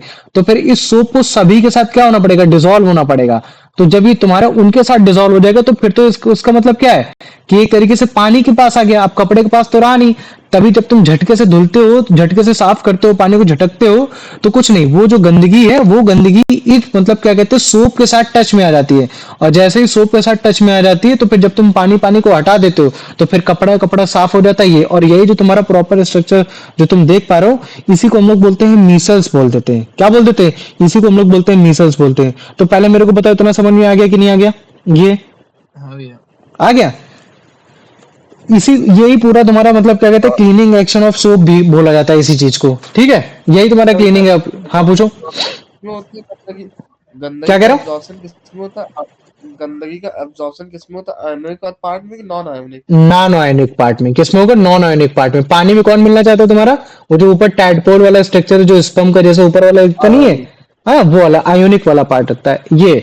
तो हम लोग कॉमन सॉल्ट को केवल इसी वजह से मिलाते हैं कि ज्यादातर तो हमारा जो तुम्हारा सोप होता है उस सोल्यूशन से तो निकल कर आ जाता है, लेकिन फिर भी मतलब कोई भी प्रेसिपिटेशन ना बचा रहा है तुम्हारा उस चीज का, तो हम लोग क्या करते हैं उसमें सॉल्ट मिला देते हैं। तो जिससे क्या होता है सोप की सोलिबिलिटी तुम्हारी कम हो जाती है, फिर ज्यादा से ज्यादा सोप बाहर निकल कर आ जाता है, और फिर वो और ज्यादा सोप मिल जाता है। इसी वजह से हम लोग केवल वो डालते हैं, है ना, सॉल्ट डालते हैं और कुछ नहीं डालते हैं ये। तो जो डर्टी क्लॉथ होते हैं, डर्टी बॉडीज होती है, बेसिकली उनमें जो ऑयल और ग्रीस के जो पार्टिकल्स होते हैं वो हमारे क्लोथ और स्किन के साथ टच में आ जाते हैं। तो अगर मैं इन्हीं ऑयल और ग्रीस को मतलब क्या कहते हैं मिला दूं, किसी भी चीज से मिला दूं, हम पे ना मिलकर वो किसी और से मिल रहा है, और बाद में उसको हटा दो तो हम साफ हो गए, इसी को बोलते हैं क्लीनिंग एक्शन। तो उसके लिए सोप का इस्तेमाल होता है। सोप क्या करता है, इन्हीं ऑयल और ग्रीस को क्या करता है अपने साथ मिला लेता है, अपने साथ कर लेता है। तो फिर वो उसको हमको छोड़ के जाना पड़ता है, कपड़े को छोड़ के जाना पड़ता है, इन सबको छोड़ के जाना पड़ता है, और बाद में अगर मैं सोप को हटा दूं तो फिर मेरा कपड़ा साफ हो जाए। तो soap as a washing cloth में इसी तरीके से काम में आने वाला है। कैसे वो तुम्हारा ग्रीस के पार्टिकल को अपने ऊपर डिसॉल्व करा लेते हैं, वाटर के साथ डिसॉल्व करा लेता है, और कपड़े के साथ हटकर पूरा पूरा मतलब क्या कहते हैं अपने आप को साफ कर लेता है। तो उसके पहले तुमको स्ट्रक्चर समझना पड़ता है। तो ये उसका स्ट्रक्चर हो रखा है जिसमें दो पार्ट, एक लॉन्ग हाइड्रोकार्बन की चेन, पाल्मिटेट की भी हो सकती है, स्टेरेटेट की भी हो सकती है, किसी की भी हो सकती है, लेकिन भैया ये जो लॉन्ग चेन है वो आपकी मतलब क्या कहते हैं कि नॉन आयोनिक हो रखी है, मतलब कि कोई भी उसमें वो नहीं हो रखा है। लेकिन जो आपका लास्ट में जो स्ट्रक्चर दिख रहा है ना, जिसमें COO और Na, वो आपका एक शॉर्ट आयोनिक वाटर सॉल्युबल है जो आपके पानी के साथ जाना चाह रही है। तो ये पूरा इसको अगर तुम बोलोगे, क्या बोलोगे कि भैया लॉन्ग हाइड्रोकार्बन चेन जो आपके पानी के साथ नहीं जाना चाह रही है, वो एक तरीके से उसको फोबिया है, डर है किस चीज का, पानी का, हाइड्रो, तो मतलब कि हाइड्रोफोबिया हो रखा है ये, है ना। लेकिन भैया वो ऑयल और ग्रीस के साथ मिल जाता है, कोई दिक्कत नहीं। लेकिन भैया जो आयोनिक पार्ट है वो आपका मतलब क्या कहते हैं वाटर अट्रैक्टिंग, वो तो पानी के साथ मिलना चाहता है ना ये, क्योंकि पानी का मॉलिक्यूल का स्ट्रक्चर पोलर नेचर का होता है। तो वो तो बढ़िया बात है, ये तो अच्छी बात होगी। इसका मतलब है गंदगी में तुम्हारा मतलब क्या कहते हैं लॉन्ग हाइड्रोकार्बन चला जाएगा, और पानी में ये तुम्हारा ये तुम्हारा ऊपर वाला पार्ट चला जाएगा। तो इससे फायदा ये होगा कि तुम्हारा पानी में वो चीज मिल कर रहेगा, और जैसे पानी मिल कर रहेगा, अगर मैं पानी को हटा दूंगा तो मेरा कपड़ा साफ हो जाएगा। तो यही तुम्हारा होता है, इसी तरीके से तुम्हारा कपड़ा भी साफ किया जाता है ना। तो जो हाइड्रोकार्बन का जो पार्ट है जो तुम्हारा ऑयल और ग्रीस में तुम्हारा सोल्यूबल हो रखा है, जिसकी वजह से ऑयल और ग्रीस के पार्टिकल को क्या मतलब डर्ट के क्लॉथ के साथ अटैच्ड होना पड़ जाता है। लेकिन जो तुम्हारा शॉर्ट आयोनिक पार्ट हो रखा है वो तुम्हारा वाटर के साथ उसको अटैच्ड होना पड़ता है। तो फिर बेचारे गंदगी को कहीं मतलब कि पानी में ही रहना पड़ता है, और जैसे हम लोग उसको पानी को हटाते हैं वैसे ही तुम्हारा वो हट जाता है। तो जब भी तुम उसको कभी भी देखोगे, तो जब इस तरीके से जब वो तुम्हारे डेड के पास जाता है, तो एक स्ट्रक्चर बनाता है जिसको हम बोलते हैं मिसल्स बोलते हैं, है ना, क्या बोलते थे उसको, मिसल्स बोल देते हैं। ये हो गया, है ना, ये हो गया। तो ये तुम्हारा जब भी बनाएगा तो एक तरीके का कोलाइडल सोल्यूशन बना देगा, जिसमें कभी भी लाइट डालोगे तो कैसी हो जाएगी, तुम्हारी स्कैटर हो जाएगी। तो तुम पहले इसको देखो, खुद समझ जाओगे मिसल्स का कैसे फॉर्मेशन हो रहा है ये। ठीक है, सोप है, ठीक है। तो ये तो कोई, ये तुम्हारे क्या है, ये स्ट्रक्चर हो रखा है। जो ऊपर वाला पार्ट है ब्लू कलर का, ये आयोनिक पार्ट, हाइड्रोफिलिक, मतलब जो पानी को पसंद करता है। पीछे वाला पार्ट हाइड्रोफोबिक, जो पानी को हीट करता है, उसके पास जाना नहीं चाहता, लेकिन भैया ये गंदगी के साथ चला जाता है। ये कैसा होता है, ये गंदगी के साथ चला जाता है ना, ये है। तो देखो ये तुम्हारा कैसे, ये मिसल्स की जैसे फॉर्मेशन बना रखा है इसने।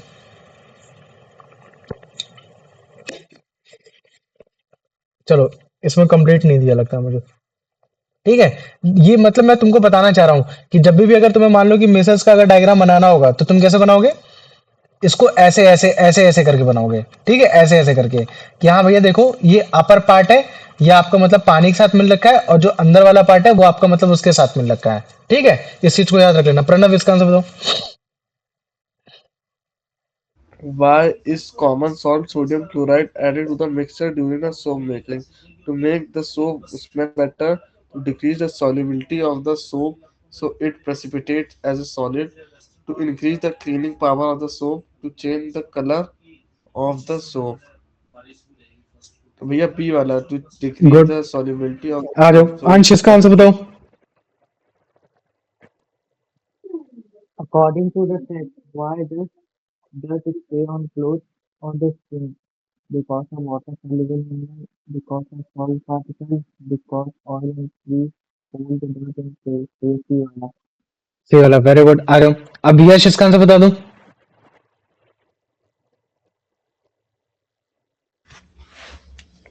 What is the primary function of soap when washing clothes or bathing? To turn the water into a solid, to help oil and grease particles dissolve in water, to increase the amount of salt in the water, to make the water more acidic. वे B वाला। B वाला, ठीक है। अमन बेटा, इसका answer बताओ। A soap molecule is often described as having a structure similar to which of the following? A cube. Cube जैसा लगता है। अरे भैया वो क्यूब भी हो सकता है, और टैप होल वो बी वाला। अबे क्यूब नहीं, वो उसको मैं स्पर्म सेल बोल रहा था। स्पर्म सेल कैसे होते हैं, ऐसे ही तो होते हैं। स्पर्म सेल को कभी तू देखेगा तो, हाँ हाँ, ये तो होता है बी वाला, बी वाला। हाँ बी वाला। तो तू टैडपोल, क्यूब का मतलब ये होता है भाई, ठीक है। क्यूब ऐसा दिखता है, ठीक है, तो ऐसा तो नहीं होता, ठीक है। क्यूब नहीं, टैडपोल, टैडपोल है ना। टैडपोल तुम्हारा वो स्ट्रक्चर होता है जिससे फ्रॉग बनता है ना, ये। आ जाओ, अब इसका आंसर बता दो Kartikeya. Which part of the soap molecule is hydrophobic, water repelling, and soil insoluble soluble in oil? The long hydrocarbon chain. ठीक है, वेरी गुड। आ जाओ, अब अंश, इसका आंसर बताओ। Why is the ionic portion of a soap molecule considered hydrophilic? Because it is made of a long carbon chain, because of the polar nature of water molecule, because it is soluble in grease, because it is non-polar. ये B वाला। B वाला ना, polar nature की वजह से वो तुम्हारा hydrophilic हो रखा है, क्योंकि वो भी आयोनिक पार्ट है और वाटर भी आयोनिक पार्ट है। देखो अगर वाटर को तुम देखोगे तो H2 ये तुम्हारा कोवेलेंट कंपाउंड हो रखा है, लेकिन जब वाटर वाटर मिलकर काफी पानी मिला देते हैं, तो वो आपस में जो अटैच्ड होते हैं वो तुम्हारे पोलर नेचर की वजह से होते हैं। तो वहां तुम्हारी एक आयोनिक बॉन्डिंग दिखती है। तो आयन आयन तो आपस में जा सकते हैं, इसी वजह से जो तुम्हारा आयोनिक पोर्शन होता है सोप का, जो कि बेसिकली COO Na पॉजिटिव ये वाला, तो ये उसके साथ जाके मिल जाता है। लेकिन जो तुम्हारा मतलब क्या कहते हैं C17H35, जो कि हाइड्रोकार्बन की चेन हो रखी है, तो वो तो नॉन आयोनिक हो रखा है, तो ये उसके साथ जाता नहीं है फिर, है ना। इसी वजह से उसको मतलब क्या कहते हैं, वो जो डर्ट हो गई उनके साथ ही इनको डिसॉल्व होना पड़ता है। तो कुल मिला के फिर डर्ट को उधर ही जाना पड़ जाता है, क्योंकि मिसल्स क्या होता है, स्ट्रांग हो जाता है। अगर एक आएगा, एक अगर टैडपोल आएगा तो काम नहीं चलने वाला। लेकिन अगर मान लो कि मिसल्स के फॉर्म में आ गया और ज्यादा लेकर आ गया, तो फिर कहीं ना कहीं जो तुम्हारा वो जो डर्ट होगा वो डिसॉल्व ही हो जाएगा, तो उसके पास ताकत ही नहीं बचेगी कि कपड़े में के साथ अटैच हो सके, शरीर के साथ अटैच हो सके। और ऊपर से हमने तो झटका भी दे दिया झटका दे दिया तो फिर तो उसको और हटना पड़ेगा, और जैसे ही हट जाता है तो फिर पानी के साथ फिर हम लोग हटा देते हैं, जैसे पानी को हटा देते रिमूव कर देते तो कपड़े में फिर गंदगी हट जाती है। ये है। आ जाओ, अब इसका आंसर बताओ Pranav.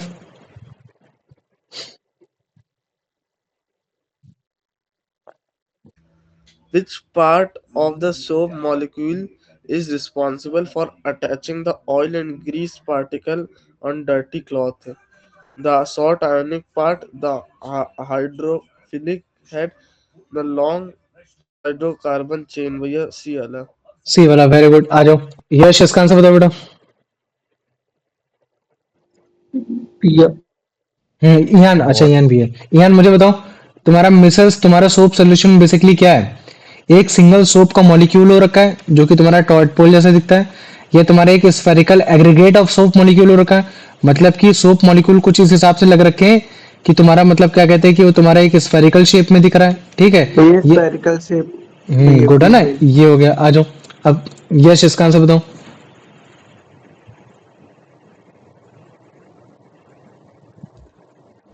Why does a soap solution appear cloudy or translucent? Because the soap has completely dissolved a true solution because the translucent, hydrocarbon chains are translucent मतलब वो होता है जो थोड़ा आधा दिखता है आधा नहीं, मतलब ब्लड दिखेगा। कैसा दिखेगा? थोड़ा सा ब्लड जैसे दिखेगा, वो है।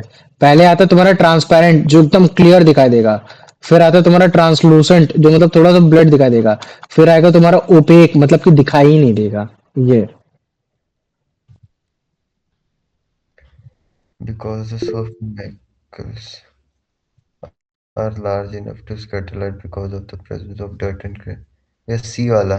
से वाला ना, क्योंकि भैया हाँ इतने लार्ज हो जाते हैं, पार्टिकल उनका इतना बड़ा हो जाता है कि लाइट को स्कैटर कर सकते हैं, और यही आपकी मतलब क्या कहते हैं उसकी प्रॉपर्टी बताता है कि हाँ ये एक तरीके का कोलाइडल सोल्यूशन हो रखा है ना।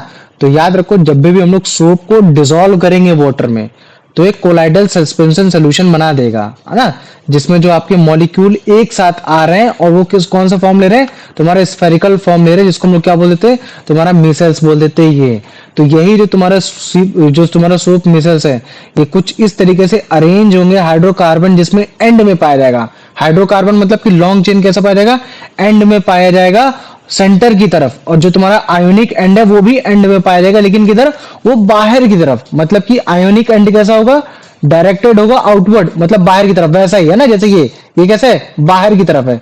ये कैसा है तुम्हारा? देखो ये आयोनिक एंड कैसा है? बाहर की तरफ है ना, ये हो रखा है। और जो तुम्हारा मतलब क्या कहते हैं वो हो रखा है, जो हाइड्रोकार्बन हो रखा है वो तुम्हारा अंदर की ओर हो रखा है ये। और इसके पीछे मेन कारण ये बोलते हैं क्योंकि इनमें ना निगेटिव चार्ज होता है, ज्यादातर कैसा होता है? निगेटिव चार्ज, जो रेपेल करते हैं। तो रेपेल करने की वजह से इनके बीच में इतना डिस्टेंस क्रिएट होता है, तभी ये ऊपर की ओर होते हैं। क्योंकि अगर मान लो कि ऐसा तो पॉसिबल है ही नहीं कि अगर मान लो कि मैं इनको पास पास में दिखा दूं, क्योंकि अगर पास पास में दिखा रहा हूं तो इसका मतलब है कि ये तो अट्रैक्ट करने चाहिए, है ना। तो अट्रैक्ट कर नहीं रहे क्योंकि तुम्हारे सी डबल ओ की निगेटिव की पावर ज्यादा है, एन की पॉजिटिव की कम है। तो निगेटिव निगेटिव मतलब रेपेल ईच अदर, तो बाहर होना चाहिए। इसी वजह से क्या होता है कि जो तुम्हारा जो टैडपोल वाला जो ऊपर वाला हिस्सा है ना, वो तुम्हारा बाहर की ओर होता है, ना कि तुम्हारे अंदर की ओर होता है। तो इस चीज को समझ ला, है ना। तो जब भी मिसल्स का फॉर्मेशन होगा, है ना, तभी होगा जब आप सोप में पानी को ऐड करोगे। ऐसे कभी भी नहीं होने वाला, क्योंकि मिसल्स तभी बनता है जब आपके सोप मॉलिक्यूल जिसमें आधा पार्ट आपका हाइड्रोफोबिक जो वाटर के साथ जाके आपका कभी नहीं मिलेगा, और एक पार्ट जो आपका आयोनिक पार्ट है जो आपका पानी के साथ मिलेगा, तभी आपका तुम्हारा मिसल्स बनता है, झाग बनता है, लेदर बनता है, अदरवाइज नहीं मिलेगा, है ना। तो कभी भी आपको करना है तो आपको मतलब क्या कहते हैं सोप में आपको वो ऐड करना ही पड़ेगा, पानी ऐड करोगे। लेकिन आप सोचते हो कि पानी के बदले अगर भैया मैं कोई ऑर्गेनिक सॉल्वेंट जैसे एथेनॉल वगैरह ऐड कर लूं तो आपका सोप का मतलब क्या कहते हैं कि वो ऐड नहीं होने वाला, मतलब कि एक तरीके से फॉर्मेशन नहीं होने वाला। मिसल्स का क्या होगा? फॉर्मेशन नहीं बनेगा, क्योंकि यहाँ जो तुम्हारे हाइड्रोकार्बन की चेन हो रखी सोप मॉलिक्यूल की, वो उसी ऑर्गेनिक कंपाउंड के साथ डिसॉल्व हो जाएगी। मतलब कि जो तुम्हारा हाइड्रोफोबिक था वो हाइड्रोफोबिक नहीं, वो तो उसके साथ ही डिसॉल्व हो गया। तो तुमको कोई झाग जैसे दिखेगा ही नहीं, दिखाई देगा, है ना, कोई भी तुमको मिसल्स दिखाई नहीं देंगे। तो अगर तुम्हें मिसल्स बनाना है तो पानी को ऐड करना है, क्योंकि पानी को ऐड करने की वजह से आधा पार्ट पानी से डरेगा, आधा पार्ट पानी के साथ रहेगा। और अगर आपने ऑर्गेनिक सॉल्वेंट डाला तो दोनों ही चीजें क्या मिल जाएंगी, पूरे ही कंप्लीटली डिसॉल्व हो जाएंगे। और जैसे कंप्लीटली डिसॉल्व हो जाएंगी तो फिर कोई मतलब नहीं बनता है। तो ये देखो, सोप सोल्यूशन है, पानी में डाला तो ये देखो ऐसे हो रखा है, ठीक है।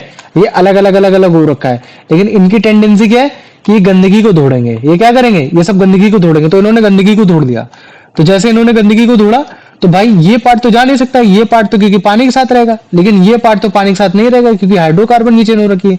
तो देखो ये सब आ गए। तो अब इस गंदगी को क्या होना पड़ेगा, इसके साथ डिसॉल्व होना पड़ेगा, इन मतलब हाइड्रोकार्बन के साथ डिसॉल्व होना पड़ेगा। तो जैसे ही डिसॉल्व हो गए तो फिर इसको मतलब क्या कहते हैं कि ये तुम्हारे पानी के साथ आ गया। पानी के साथ क्यों आ गया, क्योंकि भैया ऊपर वाला हिस्सा तो पानी के साथ अटैच्ड है। तो इसका मतलब है कि अगर ये हो रखा तो एक तरीके से पानी के साथ आ गया, और फिर जैसे ही आप पानी को हटा देते हो तो फिर मतलब कि गंदगी गंदगी हट जाती है। तो इस तरीके से आपको मतलब क्या कहते हैं कि पूरा पूरा वो हट जाता है। तो ये आपका ट्रैप्ड करता है। तो ये देखो ये ऐसा ही हो रखा है, गंदगी के पास गया, ऑयल को अपने ऊपर डिसॉल्व कराया और फिर उसके बाद पानी को हटा दिया, तो मतलब उसके साथ वो भी चला गया।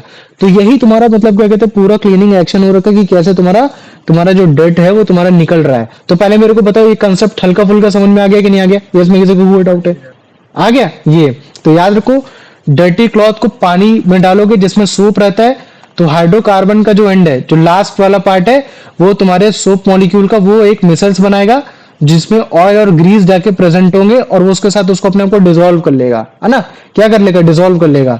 और लेकिन जो तुम्हारा ऊपर वाला पार्ट है जो कि तुम्हारे वाटर रिटेंशन है, वो वाटर के साथ मिलेगा।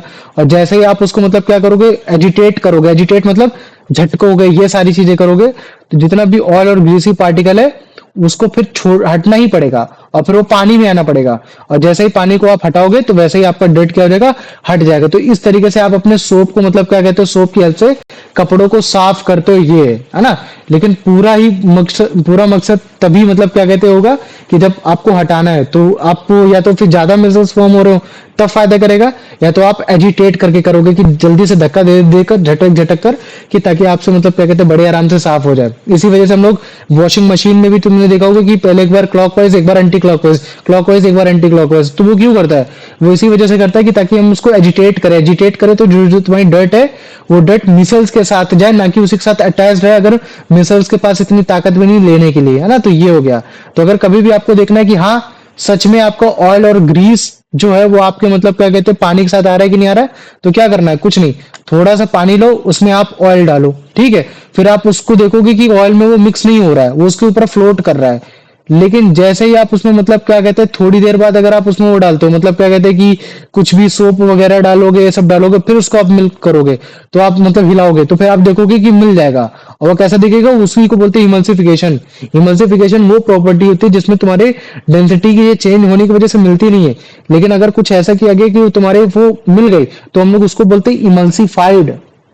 क्या बोलते थे, इमल्सिफाइड। जैसे फैट और पानी कभी मिल नहीं सकते, लेकिन तुमने दूध में देखा होगा फैट भी मिला होता है, तो वो तुम्हारा इमल्सिफिकेशन की वजह से होता है, ये सारी चीजें। तब हम लोग बोलते थे कि हाँ देखो कैसे वो सोप ना पानी में मतलब क्या कहते हैं ऑयल को मिक्स कर पा रहा है, क्योंकि भैया वो मिसल्स ही करवा पा रहा है। ये मिसल्स का जो तुम्हारा हाइड्रोफोबिक वाला जो हो रखा है वो तुम्हारे डर्ट को डिसॉल्व कर ले रहा है, और जो तुम्हारा हाइड्रोफिलिक है जो पानी के साथ रहता है, तो इसी वजह से हमको लगता है यार पूरा पूरा पानी मतलब कैसा हो गया, वो तुम्हारा पर्टिकुलरली आराम से वो बन गया है ये।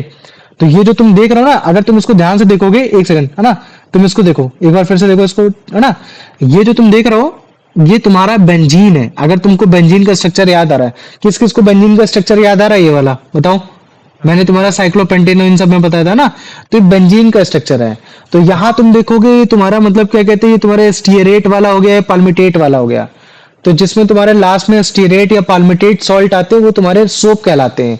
लेकिन लास्ट में जिनके मतलब क्या कहते हैं बेंजीन और ये सारी चीजें आती हैं, है ना, तुम्हारे बाकी सल्फेट वाले जो आयन आते हैं उनको डिटर्जेंट बोलते हैं। इनकी खासियत ये होती है कि तुम्हारे कभी हार्ड वाटर सॉफ्ट वाला उसके सीन के साथ आते नहीं।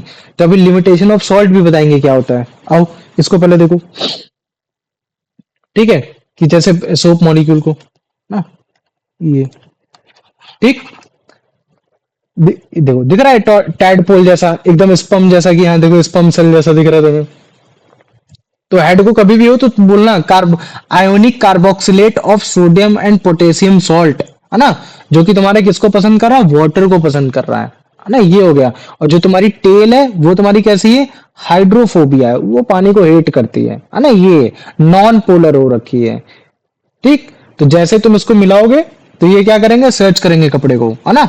ये देखो, तो ये तुम्हारे कौन कैसे बनाया, मिसल्स कैसे बनाया, है ना, इस तरीके से बनाया। क्यों, क्योंकि ये जो तुम्हारा डर्ट है वो किसके साथ ज्वाइन होगा, तुम्हारे उस हाइड्रोफोबिया जो तुम्हारे लॉन्ग टेन वाला है, है ना, उसके साथ जाएगा, तो उसके साथ उसको डिसॉल्व ही होना पड़ेगा।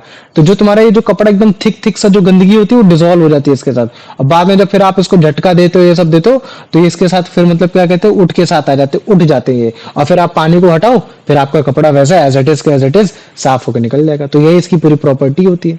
क्या देखो कैसे इसको हम लोग रिमूव करा रहे हैं, हटा रहे हैं, ये चीज है। समझ में आ गया क्लीनिंग एक्शन ऑफ सोप? हाँ भैया। आ गया, हाँ भैया। Very good. आ जाओ अब, अमन इसका आंसर बताओ।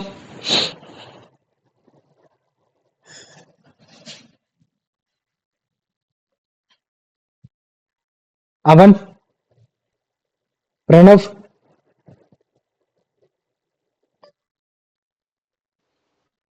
भैया प्रणव, अमन नहीं है। प्रणव, हाँ प्रणव है भैया। हाँ ये बता रहे, why are the ionic ends of a soap molecules in a micelle, di- missile directed outwards when dissolved in water? वो soap molecules in हाँ, they are attracted to the hydrocarbon chain. Negative charge at the end repel one another. They are insoluble in water. They are seeking organic solvent like ethanol. भैया B वाला। B वाला ना, क्योंकि भैया negative negative charge तो REPL करेंगे, तो उनको डिस्टेंस पे होना चाहिए, और हम ऐसा पॉसिबल कर ही नहीं सकते कि बीच में आ जाए इकट्ठा, बीच में आ रहा है तो उसका मतलब नियरेस्ट है, तो फिर ये ऐसा हो नहीं पाएगा ना। तो उनके आयोनिक एंड में इसी वजह से रेपल करने की वजह से आपके ये ऐसा बाहर की ओर होते हैं। आ जाओ अंश, इसका आंसर बताओ। Each part of the soap molecule is hydrophobic and forms the center of nucleus. ये जो नॉन आयनिक होता है, हम्म तो कौन सा होगा? बी वाला। कौन सा बी वाला? हाँ ये बी वाला तो होना चाहिए ना। द आयनिक था, भैया द मैं बताऊँ? आयनिक है बोलने दो उसको। द आयनिक एंड वही, द आयनिक एंड वो वाला होगा ना, नॉन आयनिक वाला। हाँ, तो इसमें चार ऑप्शन में से नॉन आयोनिक वाला कौन सा फिर? ये ए वाला। अच्छा, अबे चलो ठीक है, यश तुम बताओ मुझे इसका हाँ द आंसर। आयनिक एंड फिर वही तो हुआ ना, द आयनिक एंड। सी वाला। अबे गधे, अपना ज्यादा दिमाग लगा लेते कभी कभार। ये बोल रहा है कि सोप मॉलिक्यूल का ऐसा कौन सा पार्ट है जो तुम्हारा हाइड्रोफोबिक है, जो पानी के साथ नहीं मिलता। तो पानी के साथ ये तुम्हारा नहीं मिलता ना, ये तुम्हारी टेल नहीं मिलती, और ये टेल किस चीज की बनी होती है? हाइड्रोकार्बन की बनी होती है।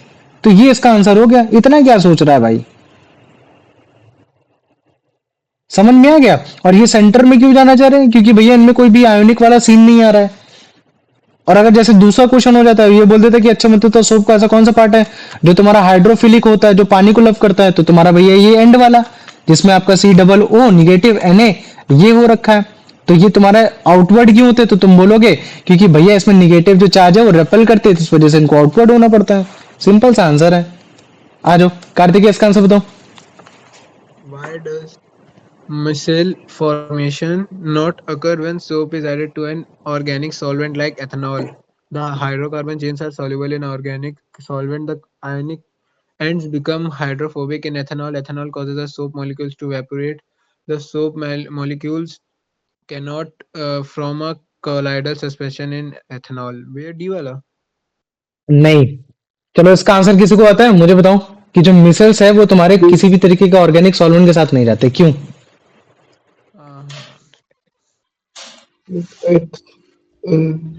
ए है ना, वेरी गुड। क्योंकि देखो डर्ट, हमें पानी को, हमको गंदगी को साफ करना है, मतलब कि डर्ट है ना, या फिर जितना भी तुम्हारे इन सबको साफ करना है, तो इनके साथ तुमको डिसॉल्व होना चाहिए। और इनके साथ क्या डिसॉल्व होगा? जो तुम्हारा नॉन आयोनिक हो रखा है।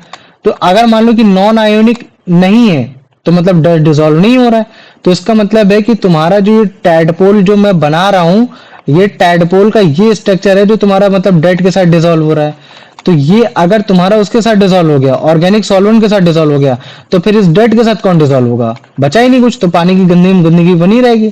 तो इसी वजह से बोला जाता है कि जो तुम्हारे हाइड्रोकार्बन की चेन है वो तुम्हारे ऑर्गेनिक सॉल्वेंट के साथ डिसॉल्व हो जाती है ना, मतलब कि ये वाला डिसॉल्व हो गया, तो फिर तुम्हारे डर्ट के पास ऐसा कुछ बचा ही नहीं कि जो उसको अपने पास डिसॉल्व करा पाए, है ना। इसी वजह से हम लोग कभी भी मिसल्स का जो फॉर्मेशन होता है कभी भी तुम्हारे ऑर्गेनिक सॉल्वेंट जैसे एथेनॉल के साथ कभी भी नहीं दिखता। ये अभी बताओ, इतना समझ में आ गया? हाँ भैया। आ गया। आ जाओ अब इसका आंसर बता दो यान मुझे, कि मतलब कि जब भी हम लोग क्लीनिंग प्रोसेस करते हैं तो सोप का वो कौन सा पार्ट होता है या फिर सोप मिसल्स का वो कौन सा पार्ट होता है जो कि तुम्हारे ऑयल और ग्रीस के साथ तुम्हारा अटैच्ड होता है जाके, वो तुम्हारा एक आयोनिक एंड है मतलब कि ये वाला एंड है, या फिर वो तुम्हारा एक हाइड्रोकार्बन एंड है जो तुम्हारा ये वाला है मतलब कि ये ए या फिर बी, ये था हाइड्रोकार्बन है। The hydrocarbon ends. Very good है ना, ये हो गया। आ जाओ, गुड, आ जाओ अब इसका आंसर बता दो Pranav.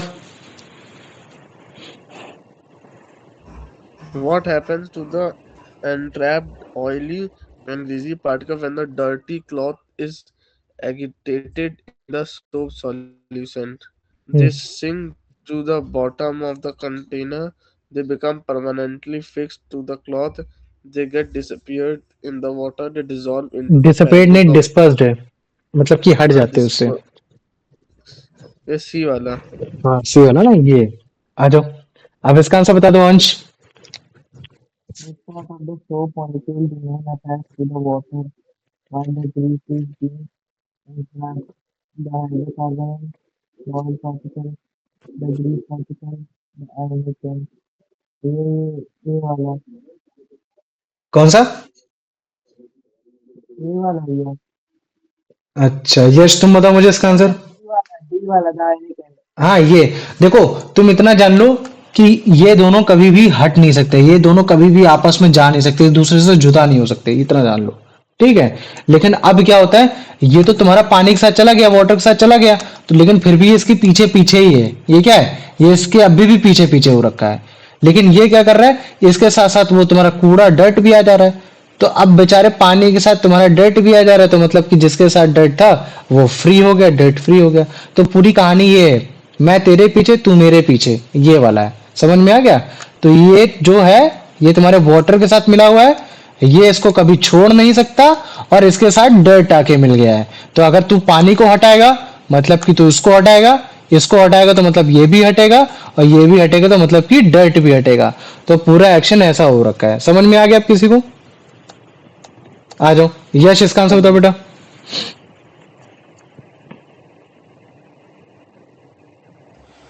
During the cleansing process, which part of the soap missile attaches to the oil or grease particle on a dirty cloth? The ionic and the water molecule, the hydrocarbon and the rinsing water. भैया सी वाला था हाइड्रोकार्बोनेट्स। Good है ना, ये हो गया। आ जाओ अब इसका आंसर बता दो Kartikeya. What happens to the oily and greasy particles once they entered once they have entrapped, entered entrapped by soap, मतलब पकड़े जाते हैं। once they get entrapped by soap missiles and the cloth is agitated. Where they agitated, क्या होगा इसका answer? where they get dispersed in the water.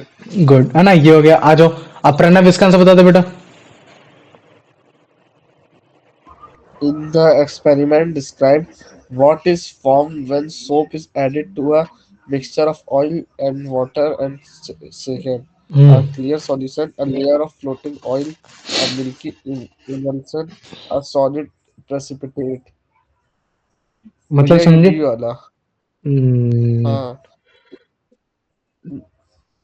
ठीक, ये भी बोल सकते हो। भैया जब सेक करे तो झाग आता है ना, ठीक है, झाग आता है। नहीं क्वेश्चन ये बोल रहा है कि जैसे मान ली कि तेरे पास ये टेस्ट ट्यूब है, ठीक है, टेस्ट ट्यूब में तूने पानी मिला रखा है, पानी में तूने ऑयल मिला दिया, और ऑयल के ऊपर ही के साथ साथ तूने मतलब क्या कहते हैं वो भी मिला दिया, मतलब कि एक तरीके से तूने सोप मिला दिया या फिर डिटर्जेंट मिला दिया, और फिर तो उसको हिलाएगा, तो फिर जो तेरा सोप, क्योंकि अगर यूजली अगर जैसे मान ले कि तू पानी में ऑयल डालेगा तो कुछ देर के बाद तेरा ऑयल ऑयल ऊपर आ जाएगा, पानी वानी नीचे आ जाएगा, लेकिन जब तू सोप के साथ उसको हिलाएगा तो फिर तेरे को पता चलेगा कि जो तेरा ऑयल है वो पानी के साथ मिल गया है। तो जब वो मिल जाता है तो वो किसकी तरीके से दिखाई देता है, वो एक क्लियर सोल्यूशन की तरीके से दिखाई देता है, नहीं, या फिर उसमें भैया एक लेयर मेरे को दिखाई देती है, या फिर भैया उसमें एक इमल्सिफिकेशन दिखाई देता है मिल्क के जैसा, या फिर उसमें एक सॉलिड प्रेसिपिटेट की मतलब जो ऑयल जो डर्ट है वो आपका नीचे दिखाई देगा। ये भैया सी वाला। हाँ सी वाला ना ये। इस क्वेश्चन में किसी को और डाउट है प्रणव के अलावा, बताओ मुझे। नहीं भैया। नहीं। नहीं है, चलो वेरी गुड। अब देखो ऐसा नहीं है कि भैया सोप जो अपना मिसल्स का फॉर्मेशन कर रहा है, या फिर मान लो कि जो झाग का फॉर्मेशन कर रहा है, वो हर तरीके के पानी के साथ कर सकता है, मतलब कि भैया सोप की तो लिमिटेशन हो गई, वो मतलब कि हर तरीके के पानी के साथ कर नहीं सकता। तो भैया वो कौन के पानी के साथ नहीं कर सकता, तो वो होता है तुम्हारा हार्ड वाटर। हार्ड वाटर में बेसिकली तुम्हारे मतलब क्या कहते हैं सॉल्ट पाए जाते हैं। वो सॉल्ट तुम्हारे पोटेशियम सॉल्ट हो सकते हैं, तुम्हारे कैल्शियम सॉल्ट हो सकते हैं, लेकिन ज्यादातर जो तुम्हारे सॉल्ट की बात की जाती है वो कैल्शियम और तुम्हारे मैग्नीशियम सॉल्ट की बात की जाती है। अगर मान लो कि तुम मैग्नीशियम पानी में अगर मैग्नीशियम सॉल्ट और तुम्हारा पोटेशियम तुम्हारा कैल्शियम सॉल्ट मिल रखा है, और उसमें अगर तुम साबुन को अगर सोप को खासकर सोप को अगर तुम मतलब वो करते हो रब करते हो ये सारी चीजें करते हो, तो सोप की प्रॉपर्टी क्या करती है कि सोप बनाने से पहले पहले तुम्हारा मतलब इसके साथ रिएक्ट करा के क्या बना देती है, स्कम बना देती है। स्कम तुम समझ सकते हो कि एकदम सॉलिड प्रेसिपिटेट, या जैसे तुमने कढ़ी में थोड़ा सा मतलब देखा होगा कि कर्ड में एकदम छोटा छोटा मतलब टुकड़ा सा है ना, एकदम थिक थिक सा ऐसा टुकड़ा टुकड़ा दिख जाएगा। अभी तुमको दिखाऊंगा कि स्कम क्या होता है ना। तो वैसा वो स्कम जैसा फॉर्मेशन दे देता है। तो इसी वजह से हार्ड वाटर में कभी भी मतलब क्या कहते हैं कि हम लोग सोप का अच्छे से इस्तेमाल नहीं कर पाते। जो कहीं भी देखना अगर हार्ड वाटर आता है तो तुम देखोगे कि मतलब कि जब भी मैं नहा रहा हूँ तो मेरे में मतलब एक स्कम बन रहा है। कभी भी देख लेना, तुम एक काम करना हाथ में मतलब क्या कहते हैं कि जो तुम्हारा ये कैल्शियम सॉल्ट और मैग्नीशियम सॉल्ट है, ऐसे तो तुम नेचर में कभी पा नहीं पाओगे है ना, कभी भी नहीं पा पाओगे। लेकिन तुम मान लो कि तुम्हारे घर के आसपास कहीं ना कहीं तुम्हारा कैल्शियम हाइड्रोजन कार्बोनेट या magnesium chloride, calcium sulphate, calcium chloride, इस फॉर्म में कैल्शियम और मैग्नीशियम मिल जाएगा। उसको तुम क्या करना पानी में डालना, और पानी में डालने के बाद मतलब क्या कहते हैं कि उसमें साबुन घिसना तो तुमको स्कम दिखाई देगा। तो तुमको पता चलेगा कि यार ये तो स्कम बना ले रहा है। अगर स्कम बना लेगा तो बाद में मिसल्स तो बनेगी नहीं। तो उस समय फिर सोप क्या होता है कि फिर वो तुम्हारा मतलब क्या कहते हैं क्लीनिंग एक्शन के लिए काम आ ही नहीं पाता, क्योंकि डर्ट तक पहुंचने से पहले पहले स्कम ही बना लेता है। और जब स्कम बना लेता है तो स्कम तुम्हारा ऐसी प्रॉपर्टी नहीं रखता कि वो डर्ट को अपने ऊपर डिसॉल्व करा ले और फिर वो मतलब क्या कहते हैं पानी पानी को हटाऊं तो वो स्कम अपने साथ डर्ट को भी लेके चला जाए। तो इसी वजह से जो सोप होता है हम लोग कभी भी हार्ड वाटर में इस्तेमाल नहीं करते, हम लोग हमेशा सॉफ्ट वाटर में इस्तेमाल करते हैं। सॉफ्ट वाटर जैसे मान लो कि जो तुम्हारे बैटरी में जो पानी डाला जाता है जिसको बोलते हैं हम लोग डिस्टिल्ड वाटर, कि मतलब उसमें कोई भी सॉप नहीं पाया जा रहा। या फिर मान लो कि रेन वाटर हो गया, ये हो गया। और अगर आपको मान लो कि हार्ड वाटर चाहिए तो आप कुएं का पानी भी ले सकते हो, या फिर आप कोई मान लो कि कोई नदी का पानी कोई ऐसा जो तुम्हारे चट्टानों से जल्दा निकल कर आ रही है तो वहां आपको मिल जाएगा। तो इस तरीके से आपको पता चल जाएगा। और अगर आपको देखना है कि हार्ड वाटर है कि सॉफ्ट वाटर है तो कुछ नहीं, आप 2-3 टेस्ट ट्यूब लो, उसमें एक में हार्ड वाटर लो एक में सॉफ्ट वाटर लो, दोनों में सोप के टुकड़े डालो और हिलाओ, तो तुमको पता चलेगा कि एक में छोटे छोटे छोटे से थक्के थक्के थक्के टाइप की स्कम नजर आ जाएगा, और एक में तुमको लेदर फॉर्म होते दिखाई देगा। तो जिसमें लेदर फॉर्म हो रहा है इसका मतलब है कि भैया वो सॉफ्ट वाटर है। क्या हो रखा है, वो तुम्हारा एक तरीके का सॉफ्ट वाटर है तब जब तुम्हारा सोप का इस्तेमाल हो रहा है। ये है। तो पहले मेरे को बताओ इतना समझ में आ गया कि नहीं आ गया? आ गया भैया। आ गया। चलो, तो ये उसकी लिमिटेशन है, इस चीज को हमेशा याद रख लेना। ठीक है, बोलेगा कि सॉफ्ट और हार्ड वाटर में कौन है तुम्हारा। ठीक है, तो पहले ये वाला एग्जांपल देखो, तुमको खुद समझ में आ जाएगा। तो ये जो पानी है इस पानी में कहीं ना कहीं तुम्हारे कैल्शियम और मैग्नीशियम का सॉल्ट पाया जा रहा है, जिसकी वजह से जो तुम्हारा इसमें कपड़ा धोया जा रहा है धो नहीं पा रहा है, क्योंकि पानी क्या बोला जा रहा है, हार्ड वाटर बोला जा रहा है। तो ये देखो ये बार बार बार बार बार बार घिसने की कोशिश कर रहे हैं, झाग बनते हुए तुमको नहीं दिखाई दे रहा है। क्यों? क्योंकि जो तुम्हारा सोप है वो वेस्ट हो जा रहा है कैल्शियम और मैग्नीशियम आयन के साथ मिलकर एक तुम्हारा एक इनसेल्यूबल स्कम बनाने में, इनसेल्यूबल तुम्हारा स्कम बनाने में। ये तो इन्होंने एक मशीन लगाई है जिसके थ्रू पानी कैसा हो जा रहा है तुम्हारा सॉफ्ट हो जा रहा है। तो अब अगर मान लो कि मैं सोप को करूंगा तो फिर मेरे को मतलब क्या कहते हैं कि एक पर्टिकुलर एक मेरे को मतलब क्या कहते हैं कि एक झाग बनते हुए दिखाई देगा। तो सबसे पहले तो वो मतलब हटा दिया गया जितना भी सब कुछ था। ठीक है, अब देखो फिर से इसको इस्तेमाल कर रहे हैं। तो जब इसको इस्तेमाल करेंगे तो एक इनको झाग है ना, एक झाग बनते हुए दिखाई दे रहा है। तो पता चल जाता है कि हाँ देखो भैया अब जो पानी आ रहा है वो एक सॉफ्ट वाटर है, क्योंकि उसमें कैल्शियम और मैग्नीशियम नहीं बन रहा। तो मतलब कहीं ना कहीं उसमें एक स्कम भी जनरेट नहीं होते हुए दिखाई दे रहा। अभी मैं तुमको स्कम दिखाऊंगा कि स्कम क्या होता है। तो ये हार्ड और सॉफ्ट वाटर पहचानने का एक तरीका भी है कि अगर आपके पास पानी है हार्ड और सॉफ्ट है पता लगाना है तो आप सोप के साथ बड़े आराम से पता लगा सकते हो, क्योंकि सोप कभी भी लेदर नहीं देगा हार्ड वाटर में, क्योंकि वो रिएक्ट कर जाएगा कैल्शियम आयन और मैग्नीशियम आयन के साथ और बना देगा एक तुम्हारा स्कम है ना, जो कि बेसिकली एक तरीके का इनसोल्यूबल प्रेसिपिटेट हो रखा होगा ये। लेकिन सॉफ्ट वाटर के साथ जाते ही वो तुम्हारा किसी भी कैल्शियम और मैग्नीशियम आयन प्रेजेंट तो रहते ही नहीं है। तो फिर सोप को क्या होना पड़ेगा, पानी के साथ जाकर तुम्हारा एक लेदर बनाना पड़ेगा, जो कि एक तरीके से झाग होता है, जो को मतलब क्या कहते हैं एक मिसल्स फॉर्म कर लेगा। ये है। तो कभी भी आपको एक्सपेरिमेंट करना है तो आप इस तरीके से एक्सपेरिमेंट कर सकते हो, जिसमें ये हो रखा है डिस्टिल वाटर है, मतलब सॉफ्ट वाटर, लेकिन हमें पता नहीं है। लेकिन अगर मान लो कि इसमें सोप सोल्यूशन डाल के अगर उसको मैं हिलाऊंगा, तो एक ये जो झाग से दिख रहा है, तो हमको पता चल जाता है कि यहाँ पानी कैसा है, सॉफ्ट हो रखा है। लेकिन पानी अगर हार्ड हो रखा होगा, उसमें कैल्शियम और मैग्नीशियम के सॉल्ट हो रखे होंगे, तो अगर मैं चाहे उसको जितना भी हिला लूं, तो मेरे को कोई भी मतलब कि कोई भी लेदर नहीं दिखाई देगा, बल्कि एक छोटा छोटा ऐसे टुकड़े टुकड़ों में मेरे को एक लेदर फॉर्म होते हुए दिखाई देगा, है ना। जैसे इसको देखो, खुद समझ जाओगे, ये हो रखा है, ठीक है। तो ये सॉफ्ट वाटर है, ये हार्ड वाटर, लेकिन हमें नहीं मालूम है ना। मान लो कि हमें नहीं पता है हार्ड है कि सॉफ्ट है क्या है, बस हमें इतना मालूम है कि भैया हार्ड वाटर में स्कम बन जाता है और उसमें सॉफ्ट वाटर में झाग बन जाता है, लेदर बन जाता है, बस ये हो गया, ठीक है। तो अभी देखो, अब क्या करना है, इसको शेक करो, है ना, वाइब्रेट करो, ये सारी चीजें करो, ठीक है। अभी तुम देखो, इसमें छोटे छोटे छोटे छोटे हार्ड वाटर के स्कम फॉर्मेशन दिख रहा होगा, है ना, ये देखो, दिखा।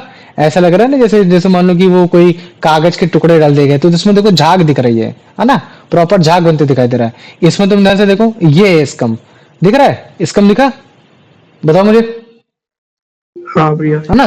तो यही स्कम का जो फॉर्मेशन है, जो कि बेसिकली क्या करता है कि तुम्हारे उसको जो मतलब क्या कहते हैं कि फिर ये सोल्यूबल तो होता नहीं, और जब सोल्यूबल नहीं होता तो तुम्हारे डर्ट को भी सोल्यूबल नहीं करेगा, और जब तुम्हारे डर्ट को सोल्यूबल नहीं करेगा तो हाँ बोलो। भैया हार्ड वाटर को मतलब सॉफ्ट वाटर को हार्ड वाटर को सॉफ्ट वाटर में कन्वर्ट करने के लिए कोई केमिकल भी तो होता है। केमिकल्स आते हैं, ये सारे यूजेस में होते हैं ना, ये ठीक है ना। ये तुम्हारे वाटर सॉफ्टनर, ये सारे प्रोडक्ट्स आते हैं, ये सब मुझे मालूम नहीं है। जनरली अगर आपको हार्ड वाटर चाहिए, तो फिर आप मतलब क्या कहते हैं कि बना सकते हो ना, ये सारी चीजें। कैल्शियम का सॉल्ट डाल लो, मैग्नीशियम का सॉल्ट डाल लो, काम बन जाएगा। कैल्शियम मैग्नीशियम का सॉल्ट पानी में डालोगे तो एक्सोथर्मिक रिएक्शन होगी। तो काफी बार होता है कि कैल्शियम मैग्नीशियम सॉल्ट तुमको मतलब किसी के साथ मिलकर आता है, जैसे calcium hydrogen carbonate, calcium sulphate, calcium chloride, magnesium hydrocarbonate, magnesium sulphate, magnesium chloride, इस फॉर्म में आ गया। तो इन सब में फॉर्म में लोगे तो तुम्हारा हार्ड वाटर तैयार हो जाएगा। और अगर आप टैप वाटर का इस्तेमाल करोगे तो जनरली वो सॉफ्ट होता है, या तो आप डिस्टिल वाटर का भी इस्तेमाल कर सकते हो। आ जाओ प्रणव, इसका बताओ answer. Why is soap considered inefficient for washing cloth in hard water? It dissolves too quickly in the water. It reacts with calcium, magnesium, ions to form scum before cleaning begins. भैया B वाला। B वाला, very good. आ जाओ, अब अंश इसका answer बताओ। What is the nature of the scum produced when a soap is used with hard water? Scum कैसा होता है? Liver, curdy precipitate that sticks to clothes. तो ये पी वाला। सी वाला, वेरी गुड। आ जाओ, अब इसका आंसर बता दो यश।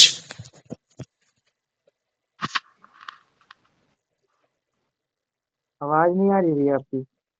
यश, आप ये अभी नहीं है, बोलो। यश यश यश। भैया नहीं है। नहीं है, नहीं ठीक है। कार्तिकेय तुम बताओ बच्चे पहले। What is a direct consequence of soap in a hard environment, hard water environment? Less soap is required to achieve a leather. The soap acts as a fabric softener. Soap is wasted and the cleaning process becomes more difficult. भैया सी वाला। सी वाला, very good. आ जाओ, अब यार मुझे इसका answer बताओ। प्राइमरी रीजन क्या है सोप का तुम्हारा लेदर नहीं प्रोड्यूस करना हार्ड वाटर में? पहला ऑप्शन, क्योंकि हार्ड वाटर काफी ठंडा होता है, जो कि सोप को डिसॉल्व नहीं करने देता।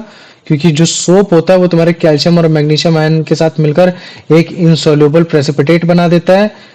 तीसरा बोल रहा है कि हार्ड वाटर में काफी सारा डर्ट होता है, जिस वजह से सोप उसको हैंडल नहीं कर पाता। डी ऑप्शन बोल रहा है कि सोप केवल उसी के साथ वर्क करेगा जो कि एक डिस्टिल वाटर है, तुम्हारा रेन वाटर है।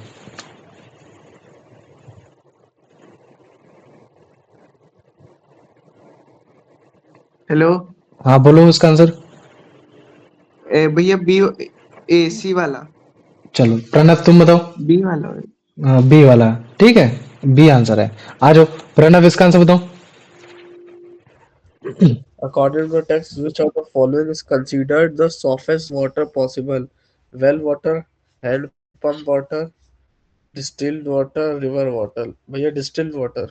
डिस्टिल्ड वाटर, वेरी गुड, है ना, सॉफ्टेस्ट वाटर माना जाता है, क्योंकि इसमें कोई भी पार्टिकल, कोई भी आयंस नहीं होते, ये सारी चीजें कुछ भी नहीं होता। तो सबसे अगर कोई सॉफ्टेस्ट वाटर बोले, है ना, इवन तो डिस्टिल वाटर में इलेक्ट्रिसिटी भी फ्लो नहीं होती, क्यों? क्योंकि भैया आयन नहीं होते उसमें, अदरवाइज पानी में तो हो जाते हैं ना। ये आ जाओ, कभी भी देख लेना, अगर डिस्टिल वाटर होगा तो इलेक्ट्रिसिटी फ्लो नहीं होगी, लेकिन जैसे उसमें तुम नमक मिलाओगे तो तुरंत इलेक्ट्रिसिटी फ्लो नहीं। क्यों? क्योंकि Na पॉजिटिव Cl नेगेटिव अलग अलग हो जाते हैं, तो आयन मर गए। आयन इलेक्ट्रिसिटी को लेके जा सकते हैं, है ना। इसी वजह से बताया जाता है कि देखो पानी में अगर आयन नहीं है तो इलेक्ट्रिसिटी फ्लो नहीं होगी, है ना। ये आ जाओ। भैया अब इस यूवी वाटर क्या होता है? यूवी वाटर अल्ट्रावायलेट वाटर होगा, पता नहीं इसके बारे में, बताओ। बताऊंगा अभी इसके बारे में कभी। अंश बताओ इसका आंसर। यूवी वाटर बेसिकली वो वाटर होता है जो यूवी रेस की हेल्प से तुम्हारे जिसके अंदर के जितने भी माइक्रो बैक्टीरियाज होते हैं, जिसमें मतलब क्या कहते हैं, तुम्हारे वो होते हैं, याद आ गया मेरे को, ठीक है। माइक्रो बैक्टीरिया जिसमें आरएनए और डीएनए होता है, उनको डिस्ट्रॉय कर देता है। देखो अल्ट्रा वायलेट रेस जितनी भी होती हैं, है ना, अल्ट्रा यूवी इसका फुल फॉर्म ही है अल्ट्रा वायलेट रेस। इनके अंदर ये कैपेबिलिटी होती है कि जो छोटे छोटे जो तुम्हारे माइक्रोबायोलॉजिस्ट, जो तुम्हारे कीड़े मकोड़े हो गए, एकदम बहुत छोटे छोटे माइक्रो ऑर्गेनिजम्स, उनके डीएनए और आरएनए को डिस्ट्रॉय कर देना, जिससे क्या होगा, कीड़ा मर जाएगा। तो पानी में जब हम लोग यूवी रेड्स छोड़ते हैं तो पानी के अंदर जितने भी तुम्हारे छोटे छोटे कीड़े होते हैं, उनके डीएनए आरएनए मरने की वजह से वो एकदम मर जाते हैं। बाद में इसी पानी को प्यूरिफाई कर लिया जाता है, तो फिर वो पानी हमारे लिए मतलब क्या हो जाता है कि एक तरीके से यूवी रेज्ड वाटर मिल जाता है हमें, ये कि हाँ यूवी रे की मदद से हमने माइक्रो ऑर्गेनिज्म को खत्म करके पानी लिया ये।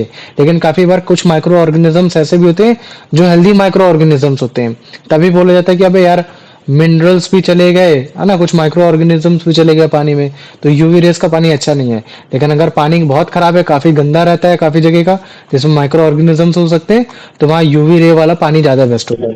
आ जाओ, अब इसका आंसर बता दो Pranav. What is necessary for the effective removal of dirt from cloth during washing?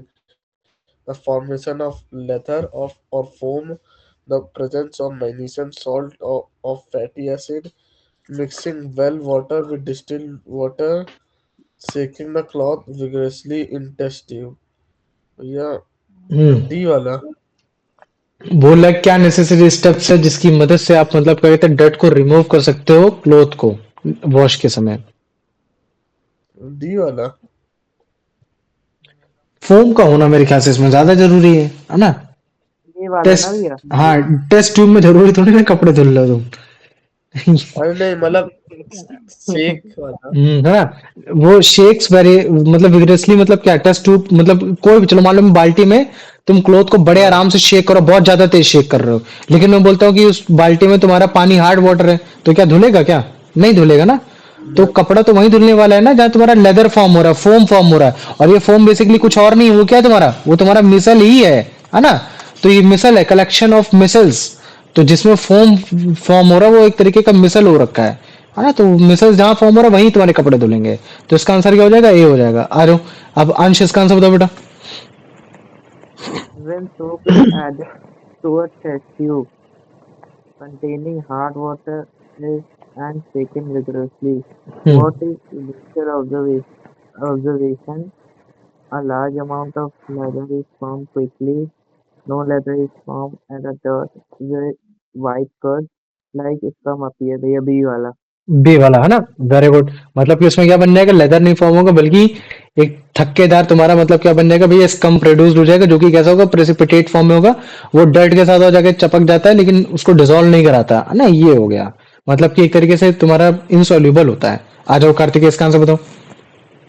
Which of the following can be dissolved in water to artificially prepare a sample of hard water?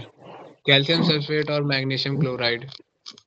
Good, है ना, ये हो गया। आ जाओ, लेकिन अगर मान लो कि मैं इसकी बात कर देता हूँ यार, मुझे इसका आंसर बताऊं कि एक सॉफ्ट वाटर में लेदर बड़े आराम से बन जाता है, झाग बड़े आराम से बन जाता है हार्ड वाटर में, ऐसा क्यों?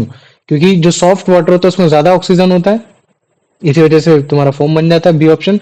क्योंकि सॉफ्ट वाटर में कैल्शियम और मैग्नीशियम आयन नहीं प्रेजेंट होते हैं, इस वजह से बन जाता है। और सी ऑप्शन बोल रहा है कि जो तुम्हारा सॉफ्ट वाटर होता है वो कुएं में पाया जाता है, हैंडपंप में पाया जाता है, इस वजह से तुम्हारा लेदर बन जाता है। और डी ऑप्शन, क्योंकि सॉफ्ट वाटर को सोप की ज्यादा रिक्वायरमेंट होती है इफेक्टिव होने के लिए, ये।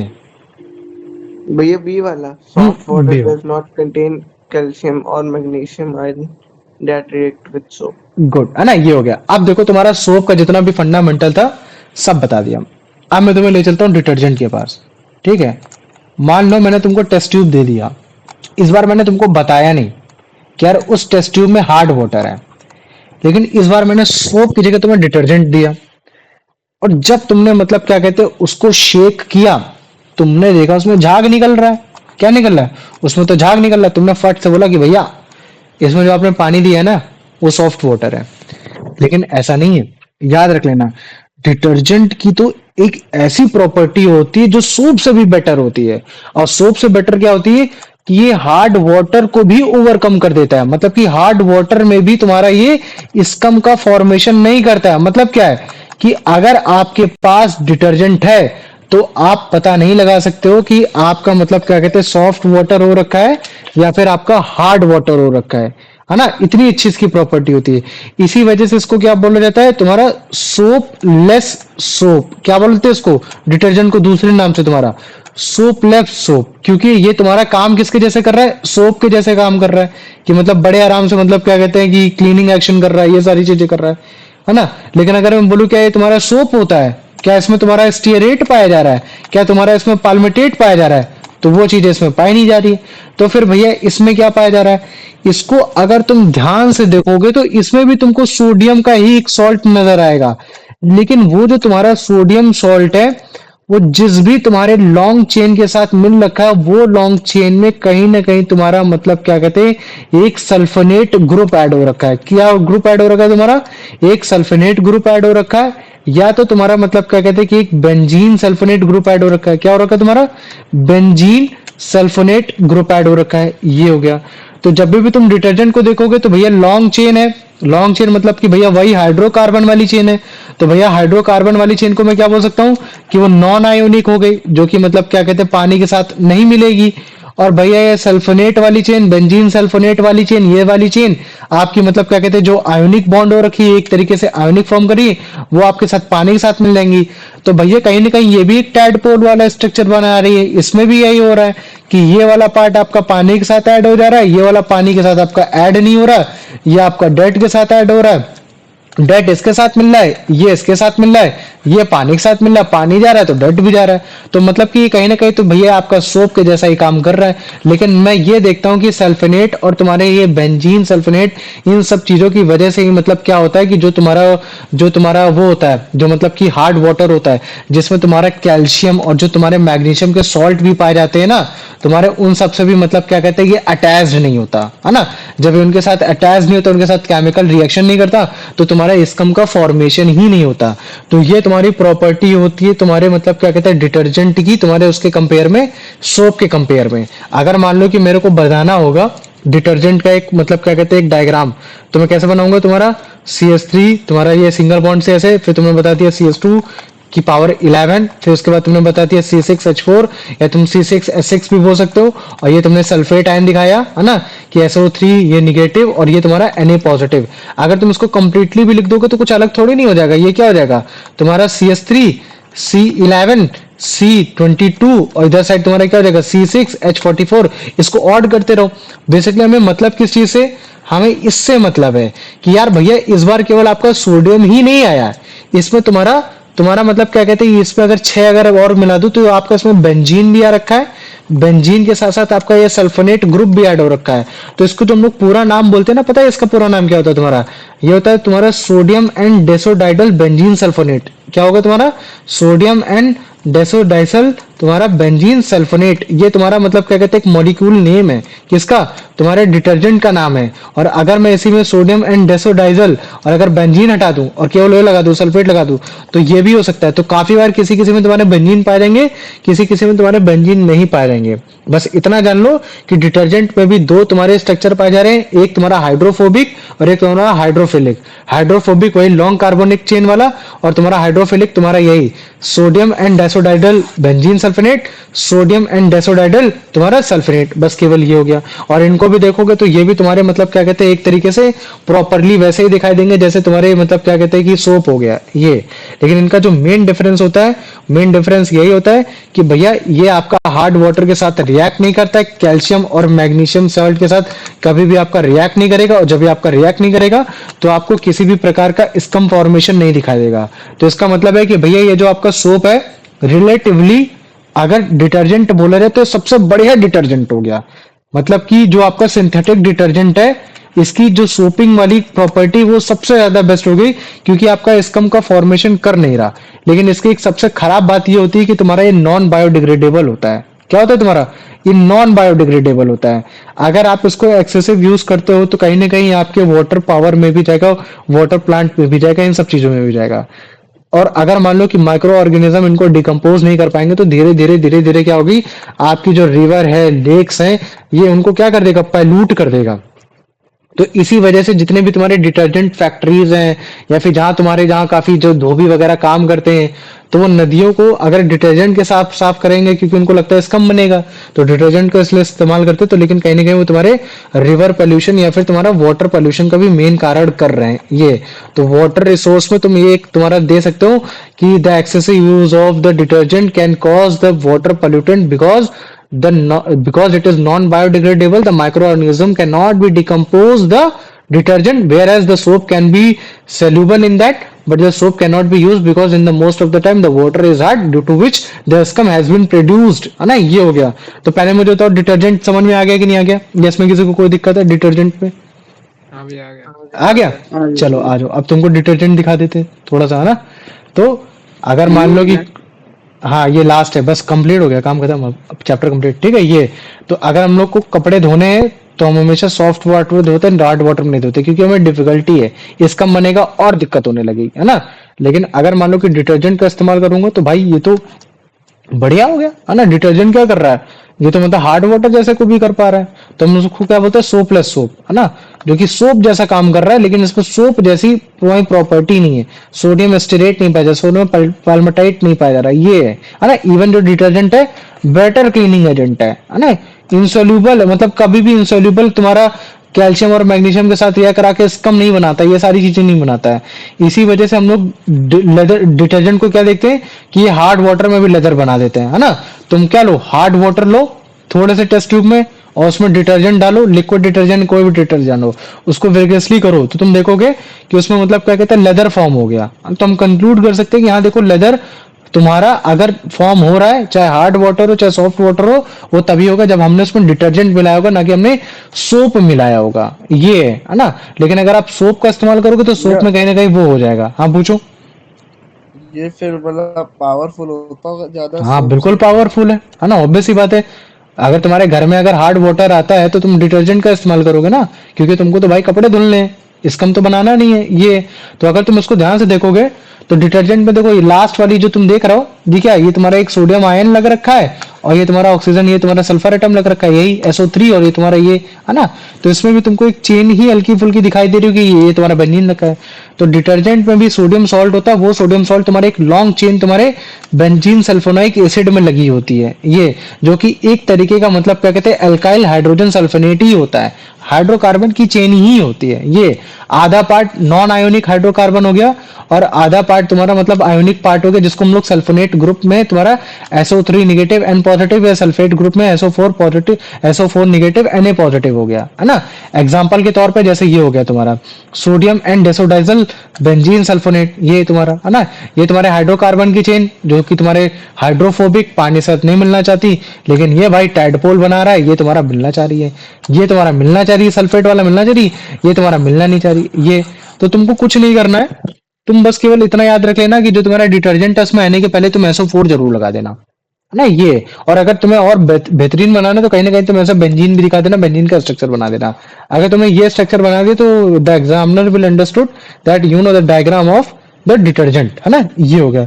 तो हम डिस्कशन से जान सकते हैं ना कि हाँ भाई तुम्हारा डिटर्जेंट में दो पार्ट है, एक तुम्हारा वाटर के साथ जो बड़े प्यार के साथ जाना चाहता है, हटना चाहता है, वो हाइड्रोफोबिक भाई तुम्हारा हाइड्रोकार्बन चेन, और एक शॉर्ट सी आयोनिक चेन जो तुम्हारे वाटर के साथ अट्रैक्ट करना चाह रही है।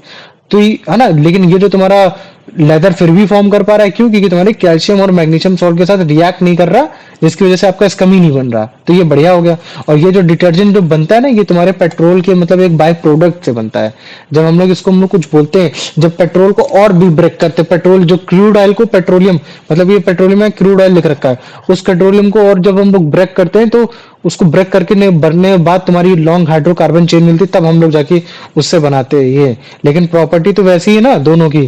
क्या करेगी? ऑयल और ग्रीस को तुम्हारा जो तुम्हारा नॉन हाइड्रोफोबिक पार्ट है, हाइड्रोकार्बन वाला पार्ट है, उसको डिसॉल्व कराएगा, मिसल्स बनाएगा, और वो मिसल्स फिर पानी के साथ जाके मिलकर बड़े आराम से चला जाएगा, है ना। इसी वजह से तुम्हारा मतलब डिटर्जेंट तुम्हारा शैम्पू में भी वहां यूज हो जाता है जहां तुम्हारे हार्ड वाटर का इस्तेमाल होता है, या फिर ये सारी चीजें हो गई। तो इसको मत भूलना, है ना। ये तुम्हारी एक हाइड्रोकार्बन टेल है ना, जिसमें तुम्हारा बेंजीन और ये सब पाया जा रहा है। और ये आयोनिक हेड में तुम्हारा सल्फेट और सल्फाइड, है ना, ये दोनों वाली चीजें पाए जा रहे हैं। सल्फोनेट में तुम्हारा SO3 निगेटिव होता है, और तुम्हारा सल्फेट में तुम्हारा SO4 निगेटिव होता है ना।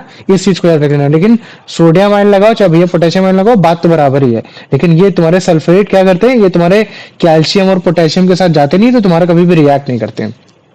तो डिफरेंस की बात करोगे तो इसमें बोलोगे तुम आयोनिक ग्रुप, इसमें सोप में भैया CO double negative Na positive, इसमें बात करोगे तुम भैया SO3 निगेटिव N पॉजिटिव होगा, भैया SO4 निगेटिव N पॉजिटिव होगा। ये कहीं ना कहीं इसमें भैया long chain of alkyne hydrogen sulphonate का पाया जा रहा है, ये है ना, जिसकी वजह से इसका स्ट्रॉन्ग क्लीनिंग एक्शन है। लेकिन सोप का क्लीनिंग एक्शन उतना नहीं हो रखा।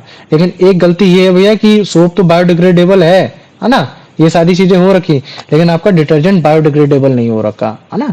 इस वजह से डिटर्जेंट को आप अच्छे तरीके से इस्तेमाल कर सकते हो, हार्ड वाटर में भी इस्तेमाल कर सकते हो, है ना।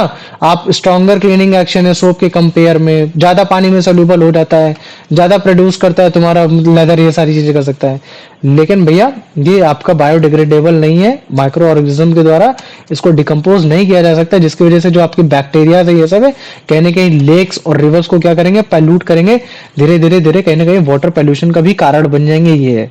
तो ये जैसे तुम देख रहे हो ना, ये तुम्हारी एक मतलब क्या कहते हैं इंडस्ट्री है जहाँ तुम्हारे कपड़े वगैरह साफ किए जाते हैं, ये तो वो लेदर फॉर्मेशन है। और लेदर फॉर्मेशन ये जो तुम्हारा दिख रहा है डिटर्जेंट की वजह से। लेकिन हो सकता है कि तुमने रिवर गंगा में या रिवर यमुना में देखा होगा, तो वो लेदर्स जो तुम्हारे बनते हैं वो एक अलग कंपाउंड की वजह से बनते हैं। लेकिन यहाँ जो मैं तुमको दिखा रहा हूँ रिवर पोल्यूशन, ये तुम्हारे डिटर्जेंट की वजह से हुआ है ये। तो पहले मेरे को बताओ, सोप और डिटर्जेंट में इसमें किसी को कोई दिक्कत है? नहीं भैया। नहीं भैया। नहीं है। और तुम लोग पता है, अगर तुम लोग जाके अब अगर 10 मिनट की क्लास देखोगे ना यूट्यूब में कि सोप क्या होता है डिटर्जेंट क्या होता है, तो अब तुम लोग को सब समझ में आ जाएगा कि हाँ सोप क्या होता है डिटर्जेंट क्या होता है। अब तुम्हें कोई भी कंफ्यूजन नहीं होगी।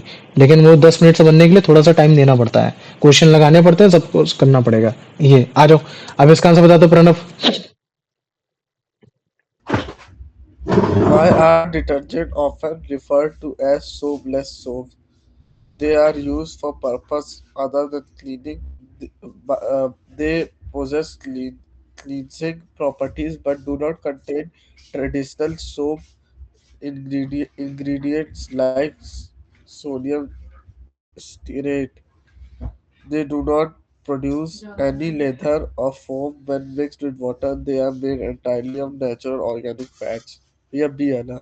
बी वाला वेरी गुड, आ जाओ। ठीक है, अब इसका आंसर बता दूं Kartikeya. Detergents are considered better cleansing agent than soaps, uh, primarily because they are less expensive to manufacture than traditional soap. They form a thick layer of insoluble salt when they react with calcium and magnesium salts, allowing them to work efficiently in hard water. Basi wala. B वाला very good, आ जाओ। अब इसका answer बता दो अंश।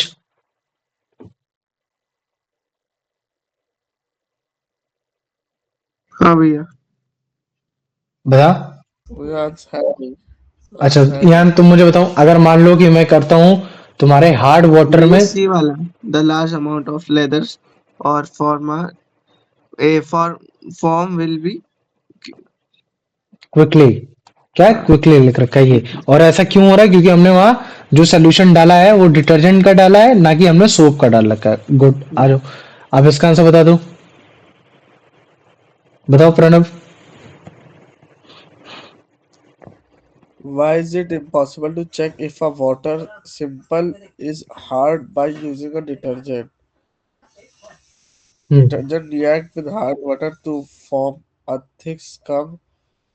Detergent form leather easily even with hard water.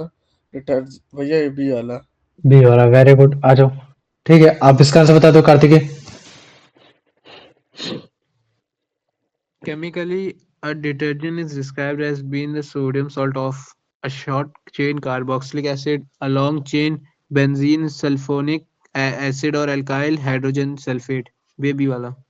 B वाला, good. आ जाओ। अब इसका आंसर बता दो यान, कि अगर मान लो कि इनमें से कौन सा फॉलोइंग दो स्ट्रक्चरल पार्ट है जो तुम्हारे डिटर्जेंट के मॉलिक्यूल में होते हैं।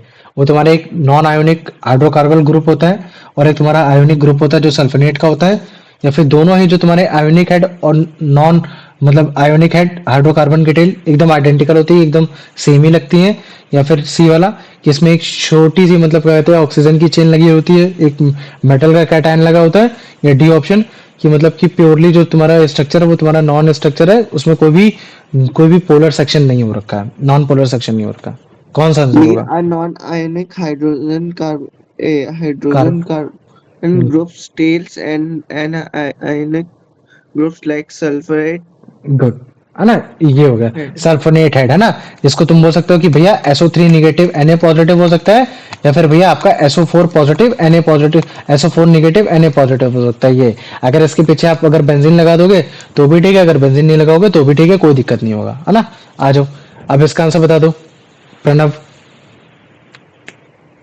Why are synthesis detergents often referred to as soapless soap?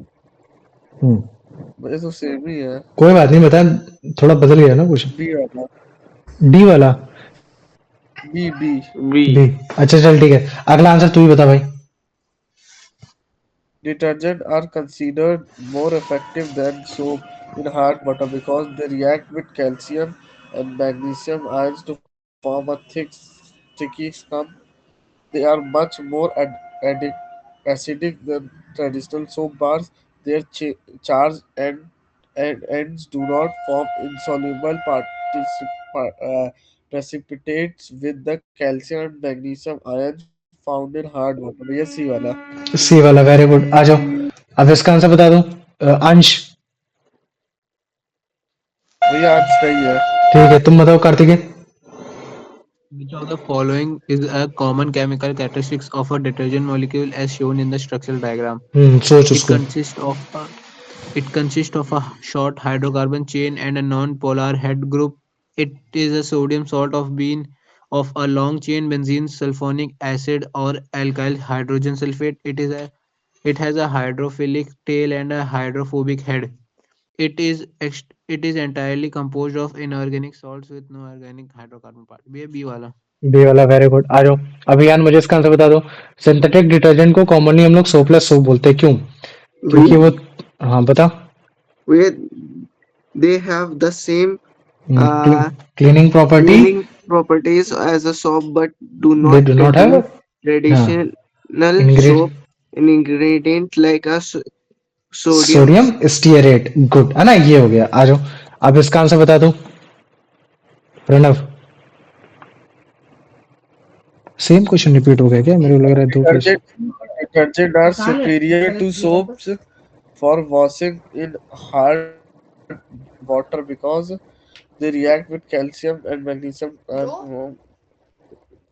the calcium magnesium salt are soluble in water, preventing the formation of curdy precipitates. They are much more acidic than traditional soap bath. ये सी वाला। सी वाला, very good. आ जाओ, कार्तिकेय इसका answer बताओ। Which of the following best describes the chemical structure of a typical detergent molecule? It is a sodium salt of long chain benzene sulfonic acid or alkyl hydrogen sulfate, or it consists of a short hydrogen carbon chain non भैया A वाला। ये वाला ना, याद करा दूंगा बार बार question दिखा दिखा के। यार मुझे बताओ, ये इम्पॉसिबल क्यों है? वाटर सैंपल को चेक करना कि हार्ड वाटर है कि सॉफ्ट वाटर, अगर मैं तुम्हें डिटर्जेंट देता हूँ ए ऑप्शन के हिसाब से, क्योंकि Detergents detergent. change the color when they बस uh, बस बस they करो, बस करो, आ जाओ, सी ऑप्शन। आ जाओ, बताओ भाई, तुम बताओ प्रणव। किसी भी वाटर को हार्ड वाटर सॉफ्ट वाटर बोलना हार्ड क्यों हो जाता है अगर मैं डिटर्जेंट का इस्तेमाल करता हूँ तो? ये बी वाला। है ना, क्योंकि डिटर्जेंट क्या होगा, हर बार लेदर बना देगा, चाहे वो हार्ड वाटर क्यों ना हो, क्योंकि वो तुम्हारे मैग्नीशियम आयन और तुम्हारे कैल्शियम आयन के साथ कभी भी रिएक्ट नहीं करेगा। हर बार सी ऑप्शन नहीं होता मेरे भाई, समझ में आ गया ट्रिक? आ भैया जाओ। इसको लगता है कि जो भी बड़ा आंसर है वो होता है। हाँ, वही सारे लोग को लगता है यही, लेकिन मालूम नहीं है ना कि मैं क्वेश्चन कैसे डालता हूँ। मैं तुम लोग को याद कराने के हिसाब से डालता हूँ कि तुम लोग को ऐसे एक ही स्ट्रक्चर में पढ़ाया तो एक ही स्ट्रक्चर में क्वेश्चन में डालूं, ये ताकि तुमको सब याद हो जाए, रट जाए। ये है। अब इसका आंसर बताओ Kartik. What is significant environment disadvantage of some synthetic detergent compared to soaps? They are too expensive to for common use. They have a very weak cleaning action. They are not biodegradable and can cause water pollution. BSc वाला. सी वाला ठीक है, आ जाओ।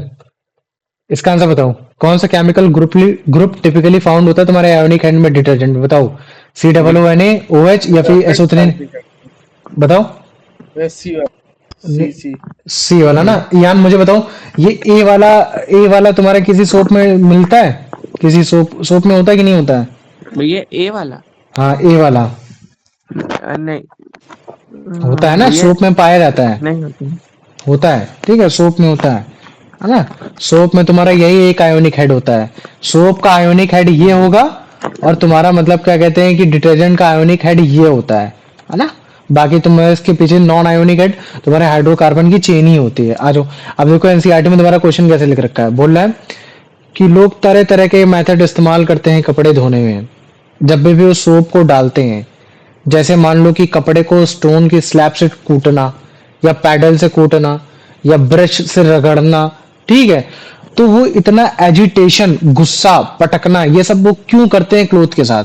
तो obvious ही बात है ताकि कि जो क्या नाम है वो मैसेज हो मैसेज। हाँ हाँ, मिसल्स जो हो वो उसको रिमूव करते हैं, है ना।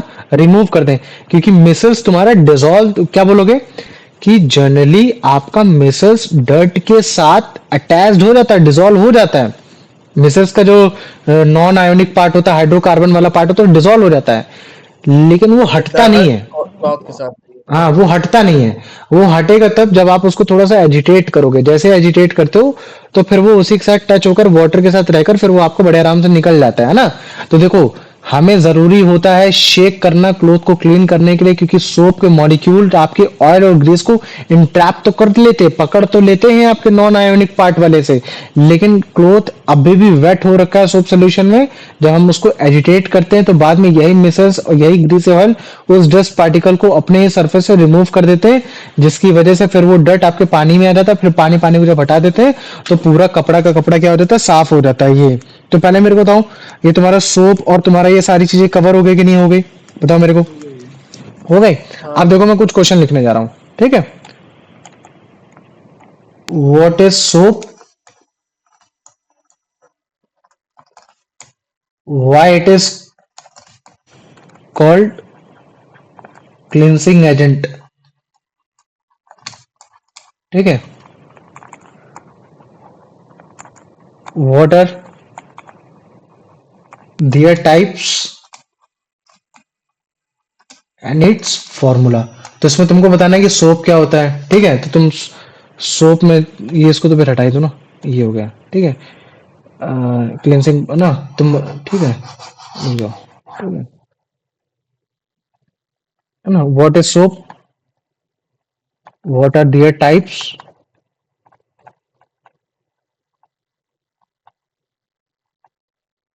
And its formula? तो तुम इस पर बताओगे कि भैया सोप एक ऐसा चीज है जो आपके चीजों को साफ करता है।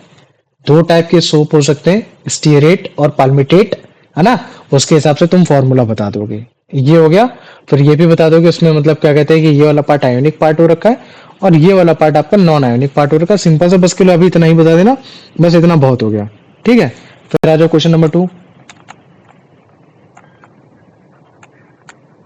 Hydrolysis of Easter makes soap, ठीक है।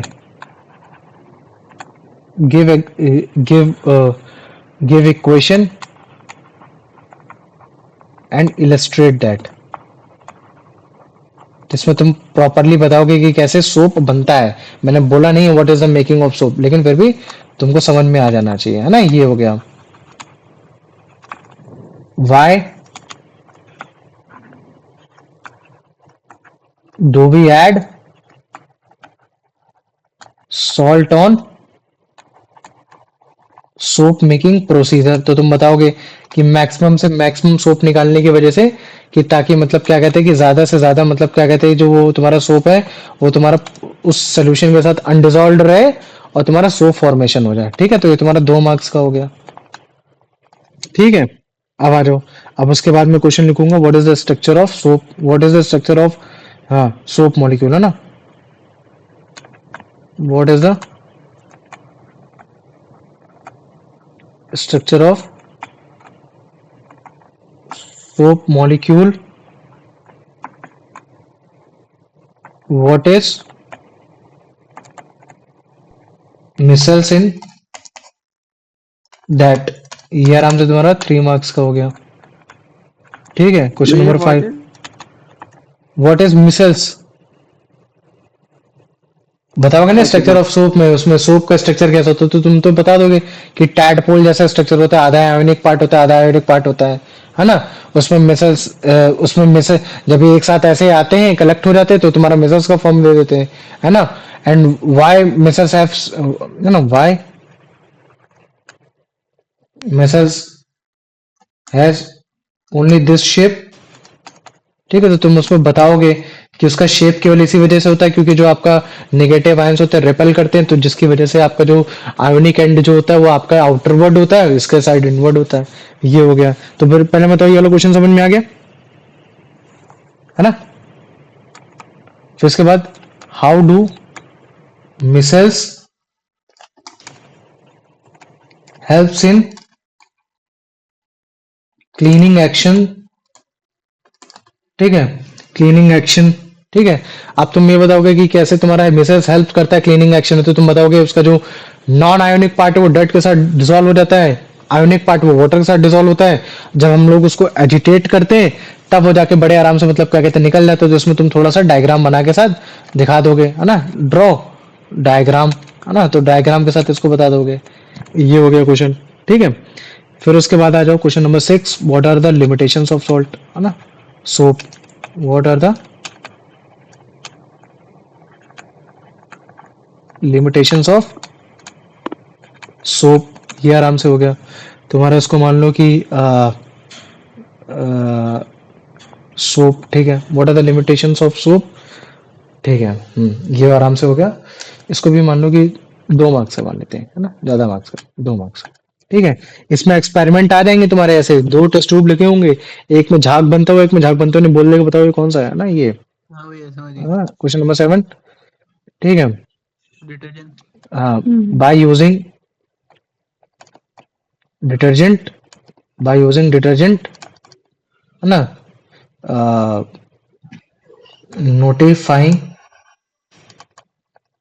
water as a hard or a soft is not useful। इस क्वेश्चन का मतलब समझे, हाँ भैया समझ गया समझ गया। है ना। हाँ भैया। हाँ, कि मतलब कि डिटर्जेंट को यूज करके तुम वाटर को हार्ड और सॉफ्ट नहीं पता लगा सकते, क्यों, है ना। तो फिर तुम इसका आंसर दोगे, तो ये तुम्हारा हम समझे मतलब कितने मार्क्स से हो गया, 2 मार्क्स से हो गया। क्वेश्चन नंबर 7 हो गया। अब आ जाओ क्वेश्चन नंबर 8 लिख लेते, जो पहले इसको रफ कर लें। ठीक, क्वेश्चन नंबर तुम्हारा ये क्या हो जाएगा, 8 हो जाएगा। अब क्वेश्चन नंबर 8 में लिखोगे, व्हाट इज डिटर्जेंट, है ना, व्हाई इट इज सोपलेस सोप, है ना, what is it's molecular formula. ये आराम से हो गया, है ना, ये तुम्हारा आराम से 3 मार्क्स का हो गया। ठीक है, question number 3, what makes the detergent best use in hard water. तो तुम बताओगे इसमें स्कम नहीं बनता, ये सारी चीजें नहीं बनती, तो तुम्हारा 2 मार्क्स का हो गया। ठीक है ना। Detergent makes water pollution. ठीक है, वाटर पोल्यूशन, समझ गया भैया। है ना, वाई, तो ये आराम से हो गया तुम्हारा 2 मार्क्स का। तो पहले मेरे को बताओ, इन 10 क्वेश्चन में किसी को कोई डाउट है? किसी को भी बताओ भाई। नहीं भैया। यान माइक ऑफ करो। प्रणव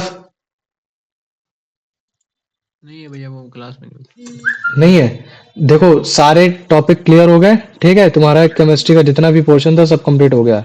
इस वजह से अब मतलब क्या कहते हैं, केमिस्ट्री में प्रॉपरली ध्यान देना, मतलब कि अब तुम्हारा मतलब क्या कहते हैं, फिजिक्स का पोर्शन स्टार्ट हो जाएगा।